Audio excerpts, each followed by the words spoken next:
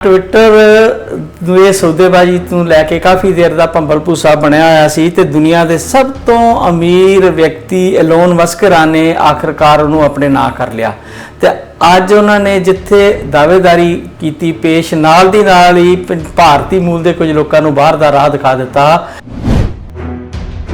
देखो जो social media platform रह गया उन्हें जिस तरीके का काम हो रहा आपको पता, चाहे वो फेसबुक है, चाहे वो ट्विटर है, चाहे इंस्टा, ये सारे जो सोशल प्लेटफॉर्म है इन्हों का ना सोशल है पर एक समाजिक जोड़ा बहुत घट होंगे तो गैर समाजिक जी एक्टिविटीज जी वो ज़्यादा पर स्पैशली भारतीय मूल के लोगों ही टारगेट किया गया है। अपना दूसरा सवाल है, मैं आज सवाल करूँगा, देखा भी असल कारण की है पर ओवरऑल जो उन्होंने क्या कि उस पास मन बढ़ते रहे लाजमी है कि ठीक रहेगा तो सोशल मीडिया का जो काम होना चाहिए। आम तौर पर जो साडे वर्गे सधारण लोग है ज़्यादा वो फेसबुक ज़्यादा वरतते हैं। ट्विटर अज भी जी कई बारी वेख्या जाता है, वैसे हम ट्विटर पर बहुत लोग आ गए।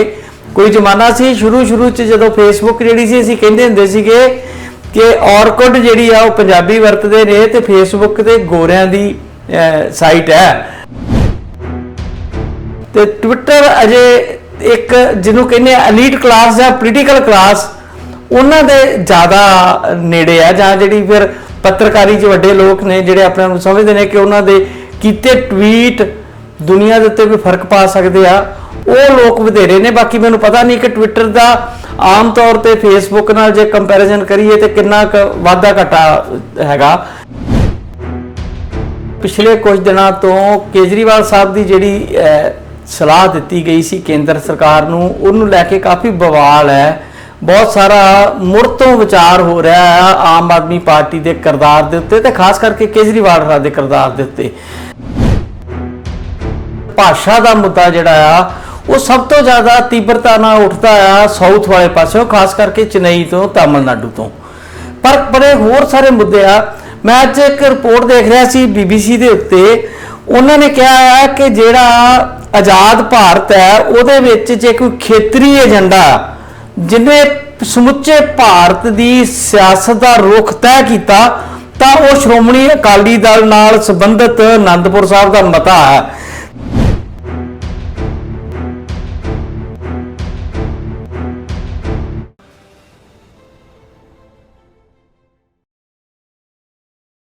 तुसीं वेख रहे हो TV पंजाबी दुनिया प्राइम टाइम शो का हो गया जी समा। मेरे नाल चंडीगढ़ स्टूडियो तो जुड़ गए सुशील दोसांझ, उन्होंने करते हैं स्वागत, नाल ही अपने दर्शकों का स्वागत करते हैं। दोसांझ साहब जी आए जी, सत श्री अकाल। मेहरबानी, बहुत शुक्रिया हरजीत गिरजीत ते TV पंजाबी दुनिया के सारे सारे दर्शकों का स्वागत है जी। प्यार भरी सत श्री अकाल और बाप के नमस्कार। दोसांझ साहब ट्विटर तो शुरू करते हैं। ट्विटर ਨੂੰ ਇਹ ਸੌਦੇਬਾਜ਼ੀ ਤੋਂ ਲੈ ਕੇ ਕਾਫੀ ਦੇਰ ਦਾ ਭੰਬਲ ਭੂਸਾ ਬਣਿਆ ਹੋਇਆ ਸੀ ਤੇ ਦੁਨੀਆ ਦੇ ਸਭ ਤੋਂ ਅਮੀਰ ਵਿਅਕਤੀ ਐਲੋਨ ਮਸਕ ਨੇ ਆਖਰਕਾਰ ਉਹਨੂੰ ਆਪਣੇ ਨਾਂ ਕਰ ਲਿਆ ਤੇ ਅੱਜ ਉਹਨਾਂ ਨੇ ਜਿੱਥੇ ਦਾਅਵੇਦਾਰੀ ਕੀਤੀ ਪੇਸ਼ ਨਾਲ ਦੀ ਨਾਲ ਹੀ ਭਾਰਤੀ ਮੂਲ ਦੇ ਕੁਝ ਲੋਕਾਂ ਨੂੰ ਬਾਹਰ ਦਾ ਰਾਹ ਦਿਖਾ ਦਿੱਤਾ। ਉਹਨਾਂ ਨੇ ਕਿਹਾ ਕਿ ਪਹਿਲਾਂ ਉਹਨਾਂ ਦਾ ਝਗੜਾ ਰਿਹਾ ਕਾਫੀ ਦੇਰ ਕਿ ਜਿਹੜੇ ਇੱਥੇ ਫੇਕ ਅਕਾਊਂਟ ਬਣੇ ਹੋਏ ਆ ਤੇ ਗਲਤ ਤਰ੍ਹਾਂ ਦੀਆਂ ਚੀਜ਼ਾਂ ਜਾ ਰਹੀਆਂ, ਮੈਂ ਉਹ ਬਰਦਾਸ਼ਤ नहीं करांगा। मैं इहनूं एक लोक हितू एक तरह का सोशल मीडिया का प्लेटफार्म बनावांगा। बहुत अमीर आदमी ने, वड्डे आदमी ने, कि सचमुच अजिहा हो सकेगा? एलन मस्क ने ट्विटर टेक ओवर करदे ही एक्शन किया है। उस तो बाद राहुल गांधी का भी एक बयान आया। राहुल गांधी ने भी कहा कि ट्विटर जिहड़ा आ बहुत बैलेंस तरीके नाल चलेगा, इस गल की असीं उम्मीद रखते हैं।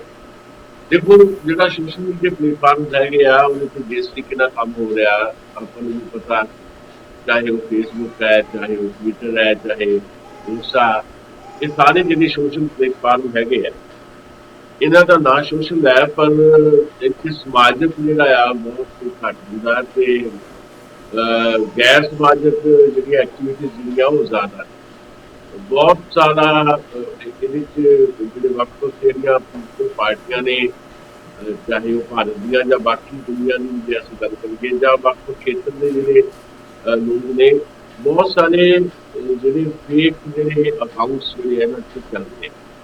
ਇੱਕ ਪੂਰੀ ਦੀ ਪੂਰੀ ਟੀਮ ਜਿਹੜੀ ਕੰਮ ਕਰਦੀ ਹੈ, ਤੇ ਫਿਰ ਉਹ ਚਰਚਾ ਦਾ ਵੇਗ ਜਿਹੜਾ ਆ ਉਹ ਬਿਲਕੁਲ ਪੁੱਠਾ ਘੁਮਾ ਦਿੰਦੀ ਹੈ। ਸਾਡੇ ਭਾਰਤ ਵਿੱਚ ਤਾਂ ਪੋਲੀਟੀਕਲ ਪਾਰਟੀਆਂ ਦੇ IT ਸੈੱਲ ਨੇ, ਤੇ ਕੁਝ ਜਿਹੜੇ ਗੈਰ ਸਮਾਜੀ ਅਨਸਰ ਆ ਉਹਨਾਂ ਦੇ ਵੀ IT ਸੈੱਲ ਬਣੇ ਹੋਏ ਨੇ। ਸੋ ਉਮੀਦ ਤਾਂ ਕਰਨੀ ਚਾਹੀਦੀ ਹੈ ਕਿ ਐਲਨ ਮਸਕ ਨੇ ਆਉਂਦਿਆਂ, ਅਸੀਂ ਇਹ ਤਾਂ ਨਹੀਂ ਕਹਿੰਦੇ ਵੀ ਸਾਡੇ ਕੋਲ ਡਿਟੇਲ ਬੇਸ ਕੁਛ ਨਹੀਂ ਹੈ ਨਹੀਂ, ਵੀ ਉਹ ਜਿਹੜੇ ਦੋ ਭਾਰਤੀ ਮੂਲ ਦੇ ਜਿਹੜੇ ਟਵਿੱਟਰ ਦੇ ਵਿੱਚ ਜਿਹੜੇ ਕਾਰਜਸ਼ੀਲ ਲੋਕ ਸੀਗੇ, ਵੀ ਉਹਨਾਂ ਨੂੰ ਜਿਹੜਾ ਬਾਹਰ ਦਾ ਰਸਤਾ ਦਿਖਾਇਆ ਗਿਆ, ਫਿਰ ਸੁਧਾਰ ਤੇ ਦਿਖਾਇਆ ਗਿਆ। ਪਰ ਇਹ ਜ਼ਰੂਰ ਹੈ ਕਿ ਸ਼ਾਇਦ ਆਉਂਦਿਆਂ ਹੀ ਉਹਨਾਂ ਨੇ ਕੁਝ ਬਦਲਣ ਦੀ ਚਾਹਤ ਰੱਖੀ ਹੋਈ ਹੈ, ਤੇ ਉਹ ਢੰਗ ਨਾਲ ਬਦਲਣਾ ਚਾਹੁੰਦੇ ਆ। ਪਰ ਸਪੈਸ਼ਲੀ ਭਾਰਤੀ ਮੂਲ ਦੇ ਲੋਕਾਂ ਨੂੰ ਹੀ ਟਾਰਗੇਟ ਕੀਤਾ ਗਿਆ, ਇਹ ਆਪਣਾ ਵੱਖਰਾ ਸਵਾਲ ਹੈ। ਮੈਂ ਅੱਜ ਇਹਦੀ ਪੂਰੀ ਪੜਤਾਲ ਕਰੂੰਗਾ, ਦੇਖਾਂਗੇ ਵੀ ਅਸਲ ਦੇ ਵਿੱਚ ਕਾਰਨ ਕੀ ਹੈ। ਪਰ ਓਵਰਆਲ ਜੋ ਉਹਨਾਂ ਨੇ ਕਿਹਾ ਕਿ ਉਸ ਪਾਸੇ ਵੱਲ ਵੱਧਦੇ ਨੇ ਐਲਨ ਮਸਕ, ਤੇ ਲਾਜ਼ਮੀ ਹੈ ਕਿ ਫਿਰ ਠੀਕ ਰਹੇਗਾ ਕਿ ਸੋਸ਼ਲ ਮੀਡੀਆ ਦਾ ਜਿਹੜਾ ਕੰਮ ਹੋਣਾ ਚਾਹੀਦਾ ਉਹੀ ਕੰਮ ਹੋਣਾ ਚਾਹੀਦਾ, ਨਾ ਕਿ ਸੋਸ਼ਲ ਮੀਡੀਆ ਦਾ ਸਹਾਰਾ ਲੈ ਕੇ ਕੁਝ ਇਸ ਤਰ੍ਹਾਂ ਦੀ ਐਕਟੀਵਿਟੀਜ਼ ਦੇ ਵਿੱਚ ਹੋਣ ਜਿਹੜੀਆਂ ਕਿਸੇ ਦੇ ਪੱਖ ਵਿੱਚ ਜਾਂਦੀਆਂ ਹੋਣ ਤੇ ਕਿਸੇ ਦੇ ਵਿਰੋਧ 'ਚ ਜਾਂਦੀਆਂ ਹੋਣ। ਜਾਣੀ ਪੂਰੇ ਪਲਾਨ ਤਰੀਕੇ ਨਾਲ ਸੋਸ਼ਲ ਮੀਡੀਆ ਨੂੰ ਮਿਸਯੂਜ਼ ਕਰਨ ਦੀ ਇੱਕ ਜਿਹੜੀ ਪੂਰੀ ਦੀ ਪੂਰੀ ਇੱਕ ਪਰੰਪਰਾ ਹੀ ਬਣ ਗਈ ਹੈ। ਇਹਦੇ ਤੋਂ ਜੇ ਬਾਹਰ ਆਉਂਦਾ ਹੈ ਟਵਿੱਟਰ ਤੇ ਬਾਕੀ ਸੋਸ਼ਲ ਮੀਡੀਆ ਦੇ ਪਲੇਟਫਾਰਮ ਵੀ, ਤਾਂ ਇਸ ਨੂੰ ਸੰਕੇਤ ਹੋਏਗਾ ਜੀ। ਜੀ ਨਿਸ਼ਾਨ ਸਾਹਿਬ, ਵੈਸੇ ਮੇਰੇ ਖਿਆਲ 'ਚ ਇਸ ਤਰ੍ਹਾਂ ਕਹਿਣਾ ਕਿ ਭਾਰਤੀ ਮੂਲ ਦੇ ਹੋਣ ਕਰਕੇ ਉਹਨਾਂ ਨੂੰ ਬਾਹਰ ਦਾ ਰਸਤਾ ਦਿਖਾਇਆ ਗਿਆ, ਇਹ ਕੋਈ ਜ਼ਿਆਦਾ ਵਾਜਬ ਨਹੀਂ ਆ, ਕਿਉਂਕਿ ਜਿਹੜੇ ਬਿਜ਼ਨਸਮੈਨ ਨੇ ਜਾਂ ਅਦਾਰੇ ਨੇ ਇਹਨਾਂ ਚੀਜ਼ਾਂ ਨੂੰ ਨਹੀਂ ਵੇਖਦੇ, ਬੰਦੇ ਦੀ ਜਿਹੜੀ ਕਾਬਲੀਅਤ ਆ ਉਹਨੂੰ ਵੇਖ ਕੇ ਹੀ ਇਹੋ ਜਿਹੀਆਂ ਜਗ੍ਹਾ ਤੇ ਰੱਖਿਆ ਜਾਂਦਾ। ਹਾਲਾਂਕਿ ਜਿਹੜੇ ਇੱਕ ਕੰਪਨੀ ਦੇ CEO ਪ੍ਰਾਗ ਅਗਰਵਾਲ ਸੀਗੇ, ਇਹ ਕਾਫੀ ਦੇਰ ਤੋਂ ਇਸ ਕੰਪਨੀ ਨਾਲ ਜੁੜੇ ਸੀ, ਪਰ ਪਿਛਲੇ ਸਾਲ ਨਵੰਬਰ 'ਚ ਇਹਨਾਂ ਨੂੰ ਇਹਦਾ CEO ਬਣਾਇਆ ਗਿਆ ਸੀ। ਤੇ ਇਸੇ ਤਰ੍ਹਾਂ ਹੀ ਜਿਹੜੇ ਲੀਗਲ ਮੁਖੀ ਸੀਗੇ ਵਿਜੇ ਗੜੇ, ਉਹਨਾਂ ਦਾ ਵੀ ਇਸ ਕੰਪਨੀ ਨਾਲ ਜੁੜਾਓ ਲੰਬੇ ਸਮੇਂ ਤੋਂ ਹੀ ਸੀਗਾ। ਸੋ ਹੁਣ ਦੇਖਦੇ ਹਾਂ ਕਿ ਐਲਨ ਮਸਕ ਸਾਹਿਬ ਇਸ ਜਿਹੜੀ ਪਲੇਟਫਾਰਮ ਹੈ ਇਹਨੂੰ ਕਿਸ ਤਰੀਕੇ ਨਾਲ ਚਲਾਉਂਦੇ ਅੱਗੇ। ਵੈਸੇ ਟਵਿੱਟਰ ਜਿਹੜਾ ਆ ਆਮ ਤੌਰ ਤੇ ਜਿਹੜੇ ਸਾਡੇ ਵਰਗੇ ਸਧਾਰਨ ਲੋਕ ਹੈ ਜ਼ਿਆਦਾ ਉਹ ਫੇਸਬੁੱਕ ਜ਼ਿਆਦਾ ਵਰਤਦੇ ਆ। ਟਵਿੱਟਰ ਅੱਜ ਵੀ ਜਿਹੜੀ ਆ ਉਹ ਕਈ ਵਾਰੀ ਵੇਖਿਆ ਜਾਂਦਾ ਹੈ। ਵੈਸੇ ਉਹ ਟਵਿੱਟਰ ਤੇ ਬਹੁਤ ਲੋਕ ਆ ਗਏ। ਕੋਈ ਜ਼ਮਾਨਾ ਸੀ ਸ਼ੁਰੂ 'ਚ ਜਦੋਂ ਫੇਸਬੁੱਕ ਜਿਹੜੀ ਸੀ, ਅਸੀਂ ਕਹਿੰਦੇ ਹੁੰਦੇ ਸੀਗੇ ਕਿ ਔਰਕੁੱਟ ਜਿਹੜੀ ਆ ਉਹ ਪੰਜਾਬੀ ਵਰਤਦੇ ਨੇ ਤੇ ਫੇਸਬੁੱਕ ਤੇ ਗੋਰਿਆਂ ਦੀ ਸਾਈਟ ਹੈ, ਗੋਰਿਆਂ ਦਾ ਪਲੇਟਫਾਰਮ ਆ। ਹੁਣ ਇਦਾਂ ਲੱਗਦਾ ਕਿ ਫੇਸਬੁੱਕ ਪੂਰੇ ਦਾ ਪੂਰਾ ਸਾਡੇ ਲੋਕਾਂ ਨੇ ਉੱਤੇ ਕਬਜ਼ਾ ਕੀਤਾ ਹੋਇਆ, ਤੇ ਟਵਿੱਟਰ ਅਜੇ ਇੱਕ ਜਿਹਨੂੰ ਕਹਿੰਦੇ ਆ ਐਲੀਟ ਕਲਾਸ ਜਾਂ ਪੋਲੀਟੀਕਲ ਕਲਾਸ, ਉਹਨਾਂ ਦੇ ਜ਼ਿਆਦਾ ਨੇੜੇ ਆ, ਜਾਂ ਜਿਹੜੀ ਫਿਰ ਪੱਤਰਕਾਰੀ 'ਚ ਵੱਡੇ ਲੋਕ ਨੇ ਜਿਹੜੇ ਆਪਣੇ ਆਪ ਨੂੰ ਸਮਝਦੇ ਨੇ ਕਿ ਉਹਨਾਂ ਦੇ ਕੀਤੇ ਟਵੀਟ ਦੁਨੀਆ ਦੇ ਉੱਤੇ ਕੋਈ ਫਰਕ ਪਾ ਸਕਦੇ ਆ, ਉਹ ਲੋਕ ਵਧੇਰੇ ਨੇ। ਬਾਕੀ ਮੈਨੂੰ ਪਤਾ ਨਹੀਂ ਕਿ ਟਵਿੱਟਰ ਦਾ ਆਮ ਤੌਰ ਤੇ ਫੇਸਬੁੱਕ ਨਾਲ ਜੇ ਕੰਪੈਰੀਜ਼ਨ ਕਰੀਏ ਤੇ ਕਿੰਨਾ ਕੁ ਵਾਧਾ ਘਟਾ ਹੈਗਾ। ਇਹ ਜੇ ਤੁਹਾਨੂੰ ਇਹਦੇ ਬਾਰੇ ਕੋਈ ਜਾਣਕਾਰੀ ਹੋਵੇ ਤਾਂ ਦੱਸ ਦਿਓ।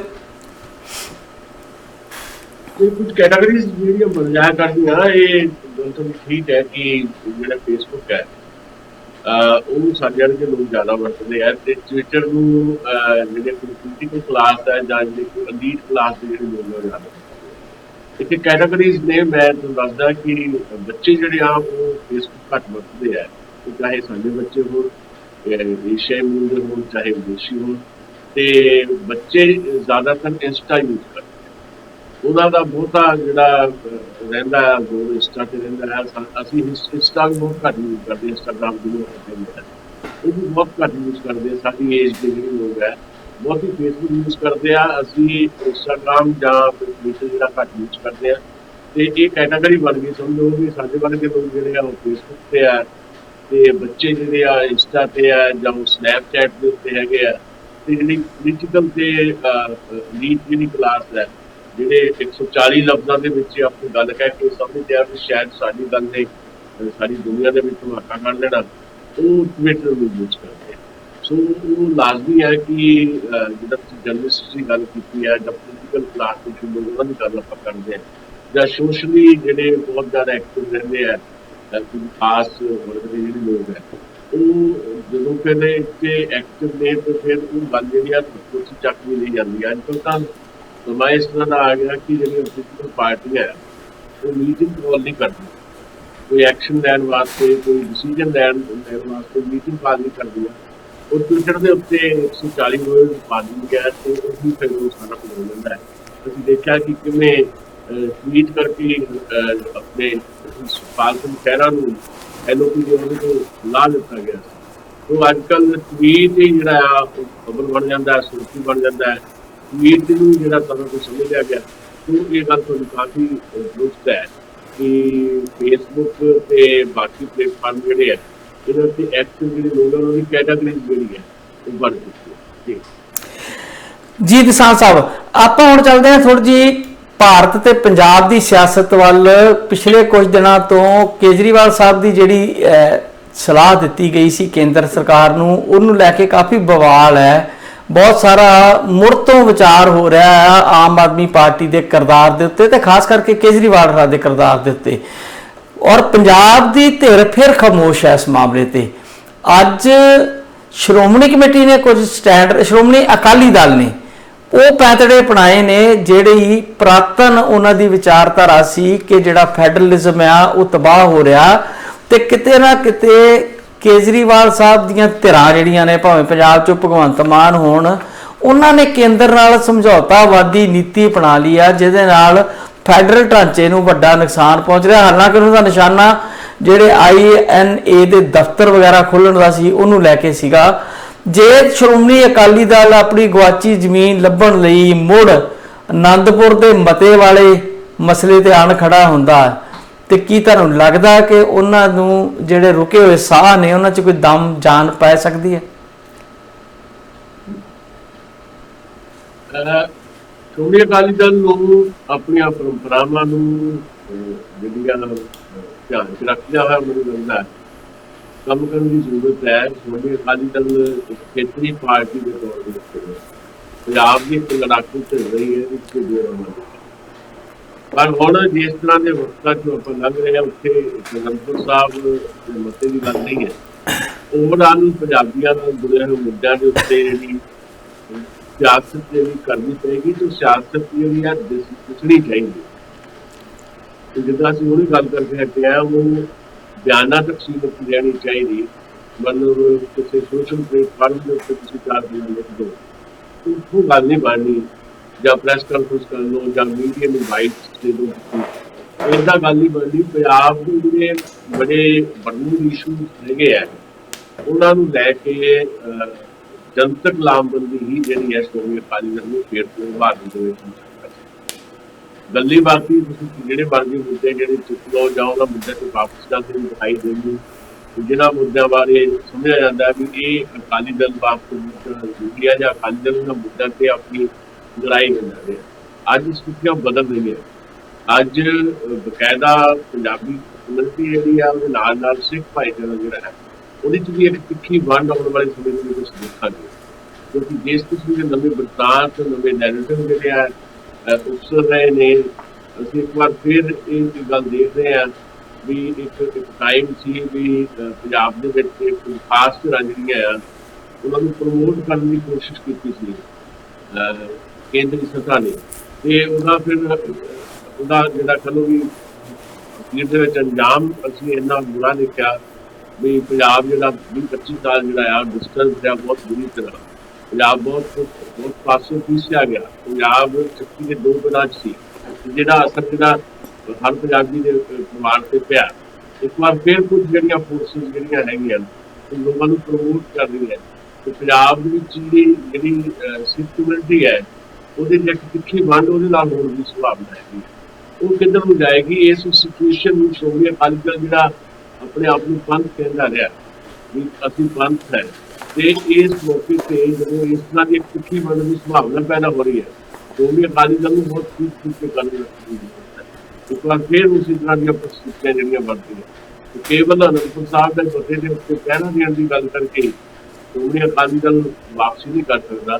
ਸ਼੍ਰੋਮਣੀ ਅਕਾਲੀ ਦਲ ਨੂੰ ਬੜੀ ਬੈਲੈਂਸ, ਬੜੀ ਚੌਕਸ ਰਹਿ ਕੇ ਇੱਕ ਪਹੁੰਚ ਜਿਹੜੀ ਆਪਣੀ ਬਣਾਉਣੀ ਪਏਗੀ ਤੇ ਉਹਦੇ ਮੁਤਾਬਕ ਜਨਤਕ ਲਾਭ ਕਰਨੀ ਪਏਗੀ। ਅੱਛਾ, ਮੈਂ ਗੱਲ ਕਰ ਰਿਹਾ ਸੀ ਕਿ ਜਿਹੜੇ ਖੇਤਰੀ ਮੁੱਦੇ ਆ ਉਹਨਾਂ 'ਚ ਭਾਸ਼ਾ ਦਾ ਮੁੱਦਾ ਜਿਹੜਾ ਆ ਉਹ ਸਭ ਤੋਂ ਜ਼ਿਆਦਾ ਤੀਬਰਤਾ ਨਾਲ ਉੱਠਦਾ ਆ ਸਾਊਥ ਵਾਲੇ ਪਾਸਿਓਂ, ਖਾਸ ਕਰਕੇ ਚੇਨਈ ਤੋਂ, ਤਾਮਿਲਨਾਡੂ ਤੋਂ। ਪਰ ਬੜੇ ਹੋਰ ਸਾਰੇ ਮੁੱਦੇ ਆ। ਮੈਂ ਅੱਜ ਇੱਕ ਰਿਪੋਰਟ ਦੇਖ ਰਿਹਾ ਸੀ BBC ਦੇ ਉੱਤੇ, ਉਹਨਾਂ ਨੇ ਕਿਹਾ ਆ ਕਿ ਜਿਹੜਾ ਆਜ਼ਾਦ ਭਾਰਤ ਹੈ ਉਹਦੇ ਵਿੱਚ ਜੇ ਕੋਈ ਖੇਤਰੀ ਏਜੰਡਾ ਜਿਹਨੇ ਸਮੁੱਚੇ ਭਾਰਤ ਦੀ ਸਿਆਸਤ ਦਾ ਰੁਖ ਤੈਅ ਕੀਤਾ ਤਾਂ ਉਹ ਸ਼੍ਰੋਮਣੀ ਅਕਾਲੀ ਦਲ ਨਾਲ ਸੰਬੰਧਿਤ ਆਨੰਦਪੁਰ ਸਾਹਿਬ ਦਾ ਮਤਾ ਹੈ। ਤੇ ਆਨੰਦਪੁਰ ਦਾ ਮਤਾ ਜਿਹੜਾ ਆ ਉਹ ਭਾਵੇਂ 16-17 ਅਕਤੂਬਰ 1973 ਨੂੰ 2 ਦਿਨਾਂ ਦੀ ਜਿਹੜੀ ਮੀਟਿੰਗ ਆਨੰਦਪੁਰ ਸਾਹਿਬ ਹੋਈ ਸੀ ਉੱਥੇ ਕੁਝ ਮਤੇ ਪਾਸ ਹੋਏ ਜਿਹਨੂੰ ਬਾਅਦ ਚ ਆਨੰਦਪੁਰ ਦਾ ਮਤਾ ਕਿਹਾ ਜਾਣ ਲੱਗਿਆ। ਪਰ 73 ਤੋਂ ਲੈ ਕੇ ਇਹ ਲੰਬਾ ਸਮਾਂ ਜਿਹੜਾ ਹੈ ਠੰਡੇ ਬਸਤੇ 'ਚ ਪਿਆ ਰਿਹਾ। ਜਦੋਂ 78 'ਚ ਮੂਵਮੈਂਟ ਸ਼ੁਰੂ ਹੋਈ ਆ ਕਪੂਰੀ ਮੋਰਚੇ ਤੋਂ ਬਾਅਦ, ਜਦੋਂ ਮੋਰਚਾ ਲੱਗਦਾ ਤੇ ਫਿਰ ਆਨੰਦਪੁਰ ਦੇ ਮਤੇ ਦੀ ਬੜੀ ਚਰਚਾ ਹੋਈ। ਤੇ ਇਹ ਜਿਹੜਾ ਮਤਾ ਸੀਗਾ ਇਹਨੂੰ ਜਿਹੜੇ ਆ ਖਾਸ ਕਰਕੇ ਕਾਂਗਰਸ ਉਹਨੇ ਮੂਲੋਂ ਹੀ ਰੱਦ ਕਰਕੇ ਇਹਨੂੰ ਵੱਖਵਾਦੀ ਮਤਾ ਗਰਦਾਨ ਦੇ ਦਿੱਤਾ ਸੀਗਾ। ਹਾਲਾਂਕਿ ਇਹ 'ਚ ਵੱਖਵਾਦੀ ਐਸੀ ਕੋਈ ਗੱਲ ਨਹੀਂ ਸੀ। ਇਹਦੇ ਤੇ ਬੜੇ ਸਪਸ਼ਟੀਕਰਨ ਆਏ। ਬਹੁਤ ਸਾਰੇ ਲੋਕਾਂ ਨੇ ਉਸ ਮੁੱਦੇ ਨੂੰ ਜਿਹੜਾ ਮਤੇ ਦੀਆਂ ਮੱਦਾਂ ਨੇ ਉਹਨਾਂ ਨੂੰ ਸਿੰਪਲੀਫਾਈ ਕਰ, ਮੈਨੂੰ ਯਾਦ ਹੈ ਅੱਜ ਵੀ ਪ੍ਰੋਫੈਸਰ ਭਾਰਦਵਾਜ ਰਾਵੀ ਸਾਡੇ ਮਿੱਤਰ ਰਹੇ ਨੇ ਗੂੜੇ ਸਾਡੇ, ਉਹਨਾਂ ਨੇ ਵੀ ਆਨੰਦਪੁਰ ਦਾ ਮਤਾ ਬਨਾਮ ਰਾਜਾਂ ਨੂੰ ਵੱਧ ਅਧਿਕਾਰ ਨਾਂ ਦਾ ਇੱਕ ਕਿਤਾਬਚਾ ਲਿਖਿਆ ਸੀਗਾ, ਜਿਹਦੇ ਵਿੱਚ ਉਹਨਾਂ ਨੇ ਆਨੰਦਪੁਰ ਸਾਹਿਬ ਦੇ ਜਿਹੜੀ ਜਟਲ ਭਾਸ਼ਾ ਲੱਗਦੀ ਸੀ, ਜਿਹਦੇ ਚੋਂ ਲੱਗਦਾ ਸੀ ਕਿ ਕੋਈ ਵੱਖਵਾਦ ਵਾਲੀ ਗੱਲ ਉੱਭਰਦੀ ਆ, ਉਹਨੂੰ ਬੜੀ ਸੰਖੇਪ ਕਰਕੇ ਔਰ ਬੜੇ ਵਧੀਆ ਢੰਗ ਨਾਲ ਪੇਸ਼ ਕੀਤਾ ਸੀ ਦੁਬਾਰਾ। ਔਰ ਸੰਤ ਲੌਂਗੋਵਾਲ ਜੀ ਵੀ ਇਹਨੂੰ ਸੌਖੇ ਸ਼ਬਦਾਂ 'ਚ ਕਹਿੰਦੇ ਰਹੇ।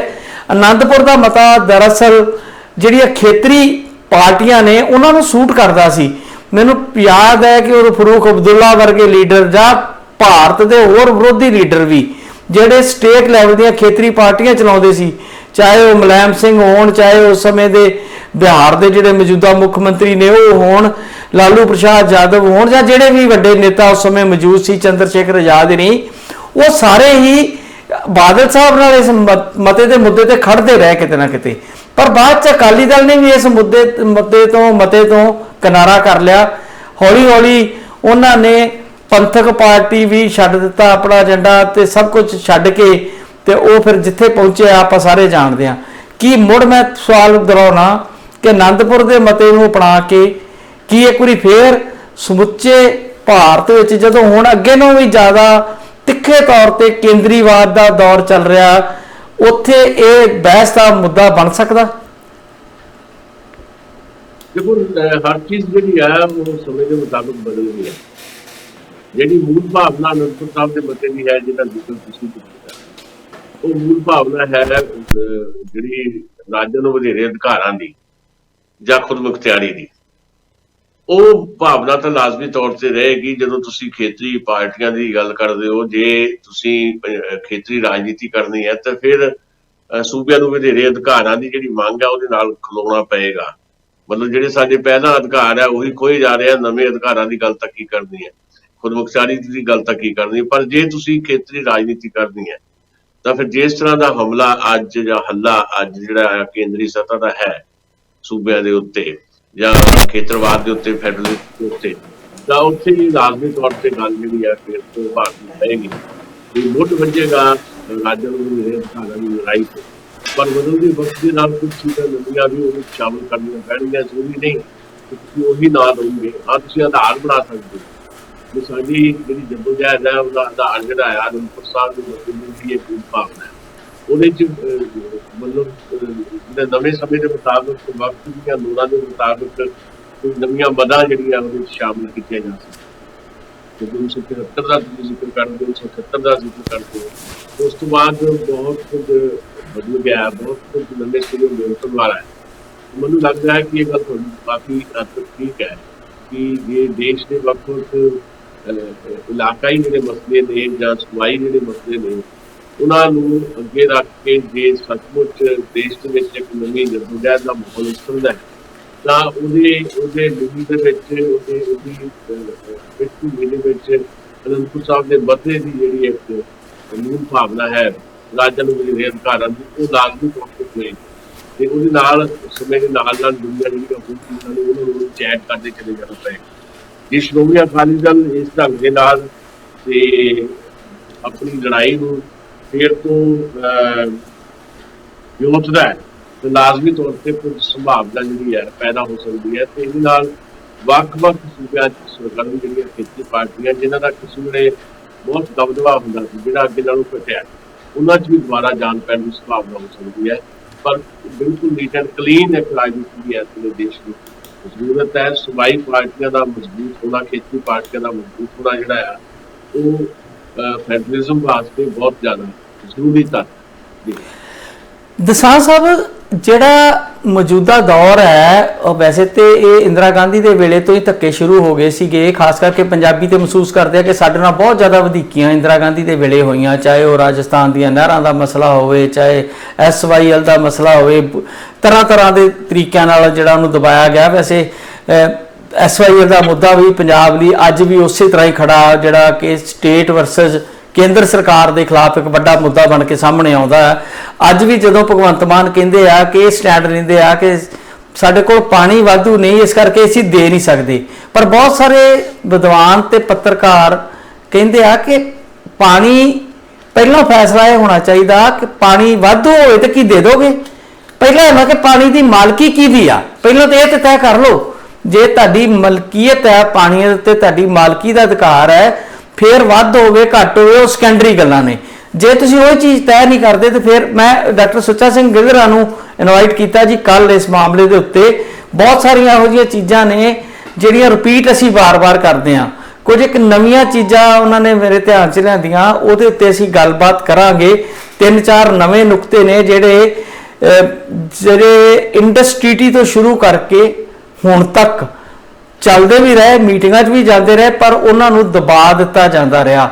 ਜਦੋਂ ਅਧਿਕਾਰਾਂ ਦੀ ਗੱਲ ਆਉਂਦੀ ਆ, ਇਕੱਲੇ ਖੇਤਰੀ ਅਧਿਕਾਰਾਂ ਦੀ ਨਹੀਂ, ਪਾਣੀਆਂ ਦੇ ਅਧਿਕਾਰਾਂ ਦੀ ਵੀ ਜਦੋਂ ਗੱਲ ਆਉਂਦੀ ਆ, ਤੇ ਉਹਦੇ ਵਿੱਚ ਜਿਸ ਤਰੀਕੇ ਨਾਲ ਸ਼ਾਤਰਾਨਾ ਢੰਗ ਨਾਲ ਗੜਬੜਾਂ ਕੀਤੀਆਂ ਗਈਆਂ, ਉਹ ਤਾਂ ਹੀ ਰੁਕ ਸਕਦੀਆਂ ਜੇ ਖੇਤਰੀ ਪਾਰਟੀਆਂ ਜਿਹੜੀਆਂ ਉਹ ਤਾਕਤਵਰ ਰੂਪ ਅਖਤਿਆਰ ਕਰਨ। ਸ਼੍ਰੋਮਣੀ ਅਕਾਲੀ ਦਲ ਕਰਦਾ ਰਿਹਾ, ਪਰ ਕਿਉਂਕਿ ਨਸਮਝੀ ਕਰਕੇ ਕਈ ਪੈਦੜੇ ਉਹਨਾਂ ਦੇ ਗਲਤ ਸਾਬਤ ਹੋਏ, ਜਿਨ੍ਹਾਂ ਦੇ ਵਿੱਚ ਪੰਜਾਬ ਦਾ ਪੁਨਰ ਵੰਡ 1966 ਵਾਲੀ ਇੱਕ ਵੱਡੀ ਤਰਾਸਦੀ ਕਹੀ ਜਾ ਸਕਦੀ ਆ। ਅੱਜ ਵੀ ਕੁਝ ਲੋਕ ਉਹਨੂੰ ਕਹਿੰਦੇ ਆ ਨਹੀਂ ਜੀ ਭਾਸ਼ਾ ਦੇ ਆਧਾਰ ਤੇ ਸੂਬੇ ਦੀ ਗੱਲ ਸੀ, ਇਸ ਕਰਕੇ ਜ਼ਰੂਰੀ ਸੀਗਾ, ਪਰ ਉਹ ਬਿਲਕੁਲ ਇੱਕ ਗੈਰ ਜ਼ਰੂਰੀ ਤੇ ਇੱਕ ਗਲਤ ਤਰੀਕੇ ਨਾਲ ਕੁਝ ਇੱਕ ਲੋਕਾਂ ਦੀਆਂ ਖਾਸ਼ਾਂ ਨੂੰ ਪੱਠੇ ਪਾਉਣ ਵਾਲਾ ਕੰਮ ਸੀਗਾ, ਜਿਹੜਾ ਨਾ ਅਸੀਂ ਪੰਜਾਬੀ ਸਮਝ ਸਕੇ ਤੇ ਨਾ ਹੀ ਉਹਦਾ ਸਾਨੂੰ ਕੋਈ ਲਾਭ ਮਿਲਿਆ ਹੁਣ ਤੱਕ। ਮੈਨੂੰ ਇਸ ਗੱਲ ਦਾ ਹਮੇਸ਼ਾ ਰਹਿੰਦਾ ਕਿ 1966 'ਚ ਜਦੋਂ ਹਰਿਆਣਾ ਹਿਮਾਚਲ ਕੱਟ ਕੇ ਪੰਜਾਬ ਨੂੰ ਵੱਖਰੇ ਕੀਤੇ ਗਏ, ਉਹ ਵੱਡੀ ਇੱਕ ਗਲਤੀ ਖੇਤਰੀ ਪਾਰਟੀ ਅਕਾਲੀ ਦਲ ਵੱਲੋਂ ਅਰੰਭੇ ਮੋਰਚੇ ਕਰਕੇ ਹੋਈ ਸੀ। ਹਾਲਾਂਕਿ ਬਾਕੀ ਉਹਨਾਂ ਦਾ ਸ਼ਾਨਾ ਮੱਤਾ ਇਤਿਹਾਸ ਹੈ, ਐਮਰਜੈਂਸੀ ਦੇ ਵਿਰੁੱਧ ਘੋਲ ਲੜਨਾ ਜਾਂ ਹੋਰ ਕਈ ਚੀਜ਼ਾਂ ਦੇ ਉੱਤੇ ਆਗੂ ਦੇ ਤੌਰ ਤੇ ਪੰਜਾਬ ਵਿਚਰਦਾ ਰਿਹਾ, ਪਰ ਖੁਦ ਆਪਣੇ ਪੈਰਾਂ ਤੇ ਕੁਹਾੜਾ ਮਾਰ ਕੇ 66 ਦੇ ਵਿੱਚ ਅਸੀਂ ਅੱਜ ਜਿਹੜੇ ਪੰਜਾਬ 'ਚ ਬੈਠੇ ਹੋਏ ਆ ਉਹਦੀਆਂ ਗੱਲਾਂ ਕਰਦੇ ਆ। ਜੀ ਪਹਿਲੀ ਗੱਲ ਤਾਂ ਇਹ ਹੈ ਕਿ ਮੈਂ ਦੱਸਦਾ ਕਿ ਮੇਰੇ ਵੱਲੋਂ ਆਵਾਜ਼ ਦੀ ਕੋਈ ਪ੍ਰੋਬਲਮ ਨਹੀਂ ਹੈ। ਬਿਲਕੁਲ ਠੀਕ ਹੈ ਜੀ, ਬਿਲਕੁਲ ਠੀਕ ਹੈ, ਆਵਾਜ਼ ਠੀਕ ਹੈ ਸਰ, ਠੀਕ ਹੈ। ਹਾਂਜੀ ਬਿਲਕੁਲ, ਤੁਸੀਂ ਜਿਹੜੀ ਗੱਲਾਂ ਤੁਸੀਂ ਕੀਤੀਆਂ ਕੋਈ ਸਵਾਲ ਨਹੀਂ ਹੈ, ਇਹ ਇਤਿਹਾਸ ਨੂੰ ਦੇਖਦਿਆਂ ਹੋਇਆ ਤੁਸੀਂ ਸਵਾਲ ਦੇ ਸਿਲਸਿਲੇ 'ਚ ਅਸੀਂ ਸਾਰੀ ਚੀਜ਼ਾਂ ਲੈ ਸਕਦੇ ਹੋ। ਇਹ ਠੀਕ ਹੈ ਗੱਲ ਬਿਲਕੁਲ ਵੀ ਪੰਜਾਬ ਜਿਸ ਮੁਕਾਮ ਤੇ ਅੱਜ ਪਹੁੰਚਿਆ, ਜਿਸ ਤਰ੍ਹਾਂ ਦੀਆਂ ਪ੍ਰਸਥਿਤੀਆਂ ਦੇ ਵਿੱਚ ਅਸੀਂ ਲੰਘ ਰਹੇ, ਉਹਦੇ ਵਾਸਤੇ ਲਾਜ਼ਮੀ ਜਿਹੜੀ ਇਤਿਹਾਸ ਦੇ ਵਿੱਚ ਸਾਡੀਆਂ ਕੁਝ ਗਲਤੀਆਂ ਸਾਡੀਆਂ ਹੋਈਆਂ ਉਹਨੂੰ ਸਵੀਕਾਰ ਕਰਨਾ ਚਾਹੀਦਾ। ਅਸੀਂ ਤਾਂ ਸਵੀਕਾਰ ਕਰਦੇ ਹਾਂ, ਇਹ ਜਿਹੜੀਆਂ ਧਿਰਾਂ ਇਹਦੇ 'ਚ ਇਨਵੋਲਵ ਹੋਈਆਂ ਉਹ ਇਹਨੂੰ ਸਵੀਕਾਰ ਹਾਲੇ ਤੱਕ ਉਹਨਾਂ ਨੇ ਕਦੇ ਕੀਤਾ ਨਹੀਂ। ਹਾਂ, ਇੱਕ ਰਾਜਨੀਤਿਕ ਇੱਛਾ ਸ਼ਕਤੀ ਦੇ ਤਹਿਤ ਉਹਨਾਂ ਦੀ ਇਹ ਲੜਾਈ ਸੀ, ਜਿਹਦੇ 'ਚੋਂ ਪੰਜਾਬ ਜਿਹੜਾ ਆ ਬਹੁਤ ਵੱਡਾ ਪੰਜਾਬ ਜਿਹੜਾ ਇੱਕ ਕਨਸੈਪਟ ਹੁਣ ਵੀ ਪਿੱਛੇ ਅਸੀਂ ਗੱਲ ਕਰਦੇ ਸੀ, ਜਦੋਂ ਸਿੱਧੂ ਮੂਸੇਵਾਲੇ ਦੀ ਗੀਤ ਦੀ ਗੱਲ ਕਰਦੇ ਆ ਤੇ ਉਹਦਾ ਜਿਹੜਾ ਉਹਦੀ ਮੌਤ ਤੋਂ ਬਾਅਦ ਇੱਕ ਗੀਤ ਰਿਲੀਜ਼ ਹੋਇਆ ਪੰਜਾਬ ਤੇ ਹਰਿਆਣਾ ਬਾਰੇ ਜਾਂ ਸਵਈਆ ਜਿਹੜਾ ਲਾਇਆ ਗੀਤ ਆ, ਉਹਦੇ 'ਚ ਵੀ ਇਹੀ ਸੰਕਲਪ ਦਿਖਾਈ ਦੇ ਰਿਹਾ ਕਿ ਹਾਂ ਵੀ ਹਰਿਆਣਾ ਸਾਨੂੰ ਦੇ ਦਿਓ ਜਾਂ ਫਲਾਨਾ ਦੇ ਦਿਓ। ਉਹਦਾ ਕਹਿਣ ਤੋਂ ਭਾਵ ਇਹ ਹੈ ਕਿ ਪੰਜਾਬ ਮੁੜ ਕੇ ਇੱਕ ਹੋਵੇ, ਨਹੀਂ ਤਾਂ ਜੇ ਪੰਜਾਬ ਮੁੜ ਕੇ ਇੱਕ ਹੁੰਦਾ ਜਾਂ ਜੇ ਪੰਜਾਬ ਟੁੱਟਦਾ ਹੀ ਨਾ 1966 ਦੇ ਵਿੱਚ ਜੋ ਹੋਇਆ ਵਾਪਰਿਆ ਉਹ ਨਾ ਹੀ ਹੁੰਦਾ, ਤਾਂ ਸ਼ਾਇਦ ਇਸ ਕਿਸਮ ਦੀ ਲੜਾਈ ਜਿਹੜੀ ਹੈ, ਜਿਸ ਲੜਾਈ ਦੇ ਵਿੱਚ ਸਮੁੱਝ ਕੇ ਰਹਿ ਗਏ ਆ, ਸਤਲੁਜ ਯਮੁਨਾ ਲਿੰਕ ਨਹਿਰ ਦੀ ਲੜਾਈ, ਪਾਣੀਆਂ ਦੀ ਲੜਾਈ, ਇਲਾਕਿਆਂ ਦੀ ਲੜਾਈ, ਇਹ ਲੜਾਈ ਸ਼ਾਇਦ ਸਾਡੇ ਸਾਹਮਣੇ ਹੋਈ ਹੋਈ ਨਹੀਂ ਸੀ, ਪਰ ਹੋ ਗਿਆ। ਜਦੋਂ ਅਸੀਂ ਅਤੀਤ ਨੂੰ ਵਾਚਦੇ ਹਾਂ, ਹੁਣ ਉਹਦੇ ਤੇ ਹੋਰ ਪਿੱਟਣ ਦੀ ਤਾਂ ਕੋਈ ਜ਼ਰੂਰਤ ਨਹੀਂ, ਹੋ ਗਿਆ। ਗੱਲ ਤਾਂ ਅੱਗੇ ਵਧਾਉਣ ਦੀ, ਅੱਗੇ ਵਧਣ ਦੀ ਹੈ। ਤੇ ਉਹਦੇ 'ਚ ਜਿੱਦਾਂ ਤੁਸੀਂ ਕਹਿ ਰਹੇ ਹੋ ਕਿ ਜਿਹੜੀ ਅੱਜ ਦੀ ਜਿਹੜੀ ਸਭ ਤੋਂ ਵੱਡੀ ਲੋੜ ਆ, ਉਹ ਮੰਗ ਹੈ ਜਾਂ ਇਹ ਲੋੜ ਹੈ ਵੀ ਪੰਜਾਬ ਦੀ ਸਿਆਸਤ ਕਰਨ ਵਾਲੇ ਲੋਕ ਜਿਹੜੇ ਹੈ, ਉਹ ਘੱਟੋ ਘੱਟ ਹੁਣ ਤਾਂ ਪੰਜਾਬ ਪੱਖੀ ਪਹੁੰਚ ਜਿਹੜੀ ਉਪਲਬਧ ਤੇ ਉਹਦੇ ਵਾਸਤੇ ਇੱਕ ਹੋਰ ਇਕੱਲੀ ਸ਼੍ਰੋਮਣੀ ਅਕਾਲੀ ਦਲ ਦੀ ਜ਼ਿੰਮੇਵਾਰੀ ਨਹੀਂ ਹੈ। ਇਹ ਜਿਹੜੀਆਂ ਬਾਕੀ ਪਾਰਟੀਆਂ ਦੇ ਪੰਜਾਬ ਦੇ ਵਿੱਚ ਕੰਮ ਕਰਦੀਆਂ ਨੇ, ਉਹਨਾਂ ਦੀ ਵੀ ਇਹ ਜ਼ਰੂਰਤ ਵੀ ਹੈ ਤੇ ਉਹਨਾਂ ਦੀ ਇਹ ਜ਼ਿੰਮੇਵਾਰੀ ਵੀ ਹੈ ਵੀ ਉਹ ਪੰਜਾਬ ਨਾਲ ਜੁੜੀਆਂ ਹੋਈਆਂ ਜਿਹੜੀਆਂ ਗੱਲਾਂ ਨੇ, ਬੁਨਿਆਦੀ ਜਿਹੜੇ ਮਸਲੇ ਨੇ, ਉਹਨਾਂ ਮਸਲਿਆਂ ਤੇ ਇੱਕ ਰਾਏ ਬਣਾਉਣ ਤੇ ਉਹ ਸਾਂਝੀ ਰਾਏ ਬਣਾ ਕੇ ਜਿਹੜਾ ਪੰਜਾਬ ਦੀ ਲੜਾਈ ਜਿਹੜੀ ਹੈ ਉਹ ਲੜੀ ਜਾਏ। ਤੇ ਇਹ ਲੜਾਈ ਸ਼ਾਇਦ ਬਾਕੀ ਦੇਸ਼ ਦੇ ਜਿਹੜੇ ਵੱਖ-ਵੱਖ ਸੂਬੇ ਨੇ ਇਸ ਵੇਲੇ ਦੇ, ਉਹ ਸੂਬੇ ਵੀ ਇੱਦਾਂ ਦੀਆਂ ਪ੍ਰਸਥਿਤੀਆਂ ਦੇ ਵਿੱਚ ਲੰਘ ਰਹੇ ਨੇ ਜਾਂ ਬਰਦਾਸ਼ਤ ਕਰ ਰਹੇ ਨੇ ਸਾਰਾ ਕੁਝ ਸਾਡੇ ਵੱਲ, ਤੇ ਸ਼ਾਇਦ ਉਹਨਾਂ ਨੂੰ ਵੀ ਇੱਕ ਰੌਸ਼ਨੀ ਜਿਹੜੀ ਮਿਲ ਸਕਦੀ ਹੈ।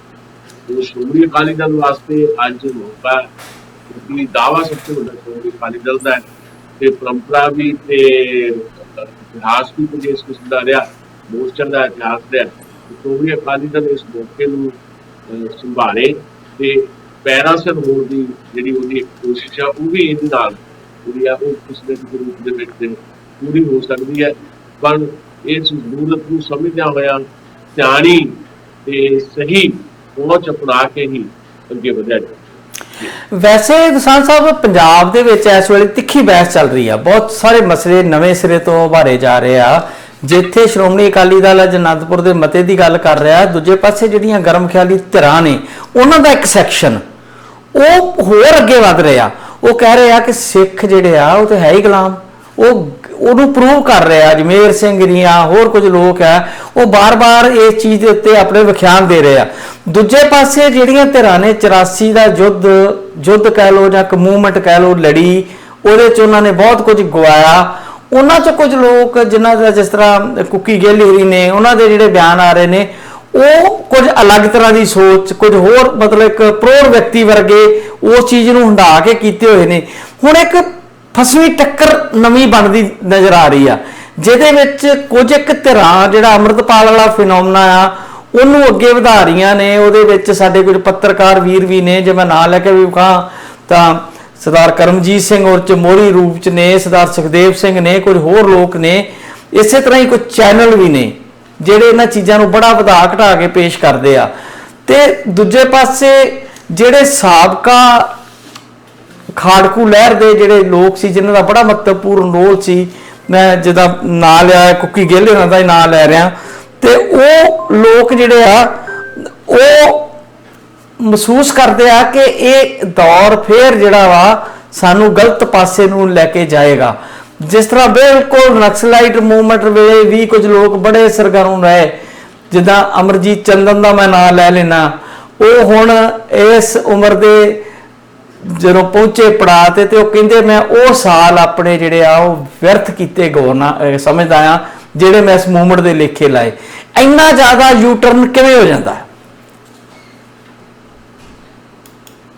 ਮੈਂ ਸ਼ੁਰੂ 'ਚ ਜਦੋਂ ਗੱਲ ਕਰ ਰਿਹਾ ਸੀ ਤੇ ਜਦੋਂ ਸ਼੍ਰੋਮਣੀ ਅਕਾਲੀ ਦਲ ਤੋਂ ਆਪਾਂ ਗੱਲ ਕੀਤੀ ਤੇ ਮੈਂ ਗੱਲ ਸੰਕੇਤ ਮਾਤਰ ਗੱਲ ਕੀਤੀ ਸੀ ਵੀ ਪੰਜਾਬ ਇੱਕ ਵਾਰ ਫੇਰ ਇੱਕ ਨਵੇਂ ਦੌਰ 'ਚ ਦਾਖਲ ਹੋ ਰਿਹਾ, ਜਿਹੜਾ ਜਿਸ ਦੌਰ ਦੇ ਵਿੱਚੋਂ ਅਸੀਂ ਲੰਘ ਕੇ ਆਏ ਹਾਂ, ਲਗਭਗ ਉਸ ਕਿਸਮ ਦੇ ਦੌਰ ਦੀ ਜਿਹੜੀ ਉਸਾਰੀ ਜਿਹੜੀ ਆ ਹੋ ਰਹੀ ਹੈ, ਜਾਂ ਉਹ ਨੈਰੇਟਿਵ ਜਿਹੜਾ ਉੱਦਾਂ ਦਾ ਬਣਾਉਣ ਦੀ ਕੋਸ਼ਿਸ਼ ਹੋ ਰਹੀ ਹੈ, ਜਿਹੜਾ ਖਾਸ ਤੌਰ ਤੇ ਸਿੱਖ ਧਰਮ ਦੇ ਵਿੱਚ, ਸਿੱਖ ਕਮਿਊਨਿਟੀ ਦੇ ਵਿੱਚ ਜਿਹੜੀ ਹੈ ਬਹੁਤ ਤਿੱਖੀ ਵਾਲੀ ਇਸ ਦੇ ਵਿੱਚ ਦਿਖਾਈ ਦੇਣ ਦੀ ਸੰਭਾਵਨਾ। ਮੇਰਾ ਕਹਿਣਾ ਇਹੀ ਸੀ ਜੋ ਤੁਸੀਂ ਕਿਹਾ, ਉਹਦੇ 'ਚ ਕਿਹੜੇ ਲੋਕ ਕਿੱਦਾਂ ਇਨਵੋਲਵ ਹੋ ਰਹੇ ਨੇ ਉਹ ਆਪਾਂ ਦੇਖ ਰਹੇ ਹਾਂ। ਜਿਹਨਾਂ ਲੋਕਾਂ ਦਾ ਤੁਸੀਂ ਜ਼ਿਕਰ ਕੀਤਾ, ਅਜਮੇਰ ਸਿੰਘ ਦਾ, ਕਰਮਜੀਤ ਸਿੰਘ ਪੱਤਰਕਾਰ ਦਾ ਤੁਸੀਂ ਜ਼ਿਕਰ ਕਰਦੇ ਹੋ, ਸੁਖਦੇਵ ਸਿੰਘ ਦਾ ਜ਼ਿਕਰ ਕਰਦੇ ਹੋ, ਇਹਨਾਂ ਨੂੰ ਜੇ ਤੁਸੀਂ ਥੋੜ੍ਹਾ ਨੇੜੇ ਹੋ ਕੇ ਨੀਂਹ ਲਾ ਕੇ ਦੇਖੋਗੇ ਤੇ ਇਹਨਾਂ ਨੇ ਇੱਕ ਵਾਰ ਇੱਕ ਤੋਂ ਵੱਧ ਵਾਰ ਜਿਹੜਾ ਬਾਰ-ਬਾਰ ਜਿਹੜਾ ਆ ਇਸ ਤਰ੍ਹਾਂ ਦੀ ਕੋਈ ਚੀਜ਼ ਜਿਹੜੀ ਜਦੋਂ ਸਾਡੇ ਸਾਹਮਣੇ ਆਉਂਦੀ ਹੈ ਤੇ ਐਂ ਲੱਗਦਾ ਕਿ ਇਹ ਫਿਰ ਇੱਕ ਇੱਕ ਧਾਰਨਾ ਬਣਾ ਕੇ ਉਹਨੂੰ ਉਭਾਰਨ ਦੇ ਵਿੱਚ ਜਿਹੜੀ ਹੈ ਇੱਕ ਪੁਨਰ ਮਹੀਨਾ ਕਰਾਉਣ ਦੀ ਕੋਸ਼ਿਸ਼ ਕਰਨ ਲੱਗ ਪੈਂਦੇ ਆ। ਤੇ ਬਾਰ-ਬਾਰ ਉਹਦੇ ਤੇ ਫੇਰ ਮਿਲਦੇ ਰਹੇ ਆ। ਦੀਪ ਸਿੱਧੂ ਨੂੰ ਵੀ ਇਸੇ ਤਰੀਕੇ ਦੇ ਨਾਲ ਪੇਸ਼ ਕਰਨ ਦੀ ਕੋਸ਼ਿਸ਼ ਕੀਤੀ ਸੀ, ਜਾਂ ਜਿਹਦੇ ਰਣਵੀਰ ਸਿੰਘ ਦਾ ਤੁਸੀਂ ਜ਼ਿਕਰ ਕੀਤਾ, ਦੋ ਤਿੰਨ ਨਾਂ ਹੋਰ ਹੈ ਤੇ ਕੁਝ ਅਮਰੀਕਾ 'ਚ ਬੈਠੇ ਹੋਏ ਲੋਕ ਹੈ, ਉਹ ਲਗਾਤਾਰ ਏਦਾਂ ਦੀ ਕੋਸ਼ਿਸ਼ ਕਰਦੇ ਆ ਤੇ ਲੱਗਦਾ ਵੀ ਪਤਾ ਨਹੀਂ ਉਹਨਾਂ ਨੂੰ ਲੱਗਦਾ ਵੀ ਸ਼ਾਇਦ ਇਹੀ ਜਿਹੜਾ ਸਿੱਖ ਇਨਕਲਾਬ ਦੇ ਰੂਪ ਦੇ ਵਿੱਚ ਖੁਦਮਾ ਕਰਦੇ ਆ ਸਾਡੀ ਚੀਜ਼, ਪਰ ਉਹਦੀ ਲੌਜਿਕ ਜਾਂ ਤਰਕ ਜਿਹੜਾ ਆ ਉਹ ਕਿਤੇ ਨਾ ਕਿਤੇ ਗਾਇਬ ਹੁੰਦਾ ਤੇ ਫਿਰ ਉਹਦੇ ਨਾਲ ਇੱਕ ਕਮਿਊਨਿਟੀ ਦੇ ਵਿੱਚ ਇੱਕ ਤਿੱਖੀ ਵੰਡ ਦੀ ਸੰਭਾਵਨਾ ਜਿਹੜੀ ਪੈਦਾ ਹੁੰਦੀ ਹੈ।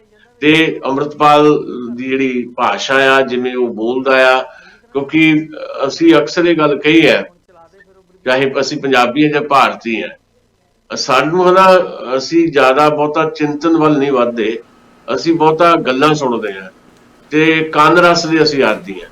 ਜਿੱਦਾਂ ਸਾਰੇ ਦੇਸ਼ ਨੂੰ ਮਤਲਬ ਆਪਣੇ ਬੋਲਾਂ ਦੇ ਨਾਲ, ਝੂਠੇ ਸੱਚੇ ਬੋਲਾਂ ਦੇ ਨਾਲ, ਗੈਰ ਤਾਰਕਿਕ ਬੋਲਾਂ ਦੇ ਨਾਲ ਮਤਲਬ ਇੱਕ ਕਿਸਮ ਦਾ ਗ੍ਰਿਫਤ ਵਿੱਚ ਲਿਆ ਹੋਇਆ ਨਰਿੰਦਰ ਮੋਦੀ ਨੇ, ਜਿਹੜਾ ਮੈਂ ਇਹ ਕਹਿੰਦਾ ਰਿਹਾ ਵੀ ਸਾਡਾ ਦੇਸ਼ ਜਿਹੜਾ ਗੱਲਕਾਰਾਂ ਤੇ ਯਕੀਨ ਕਰਦਾ ਹੈ।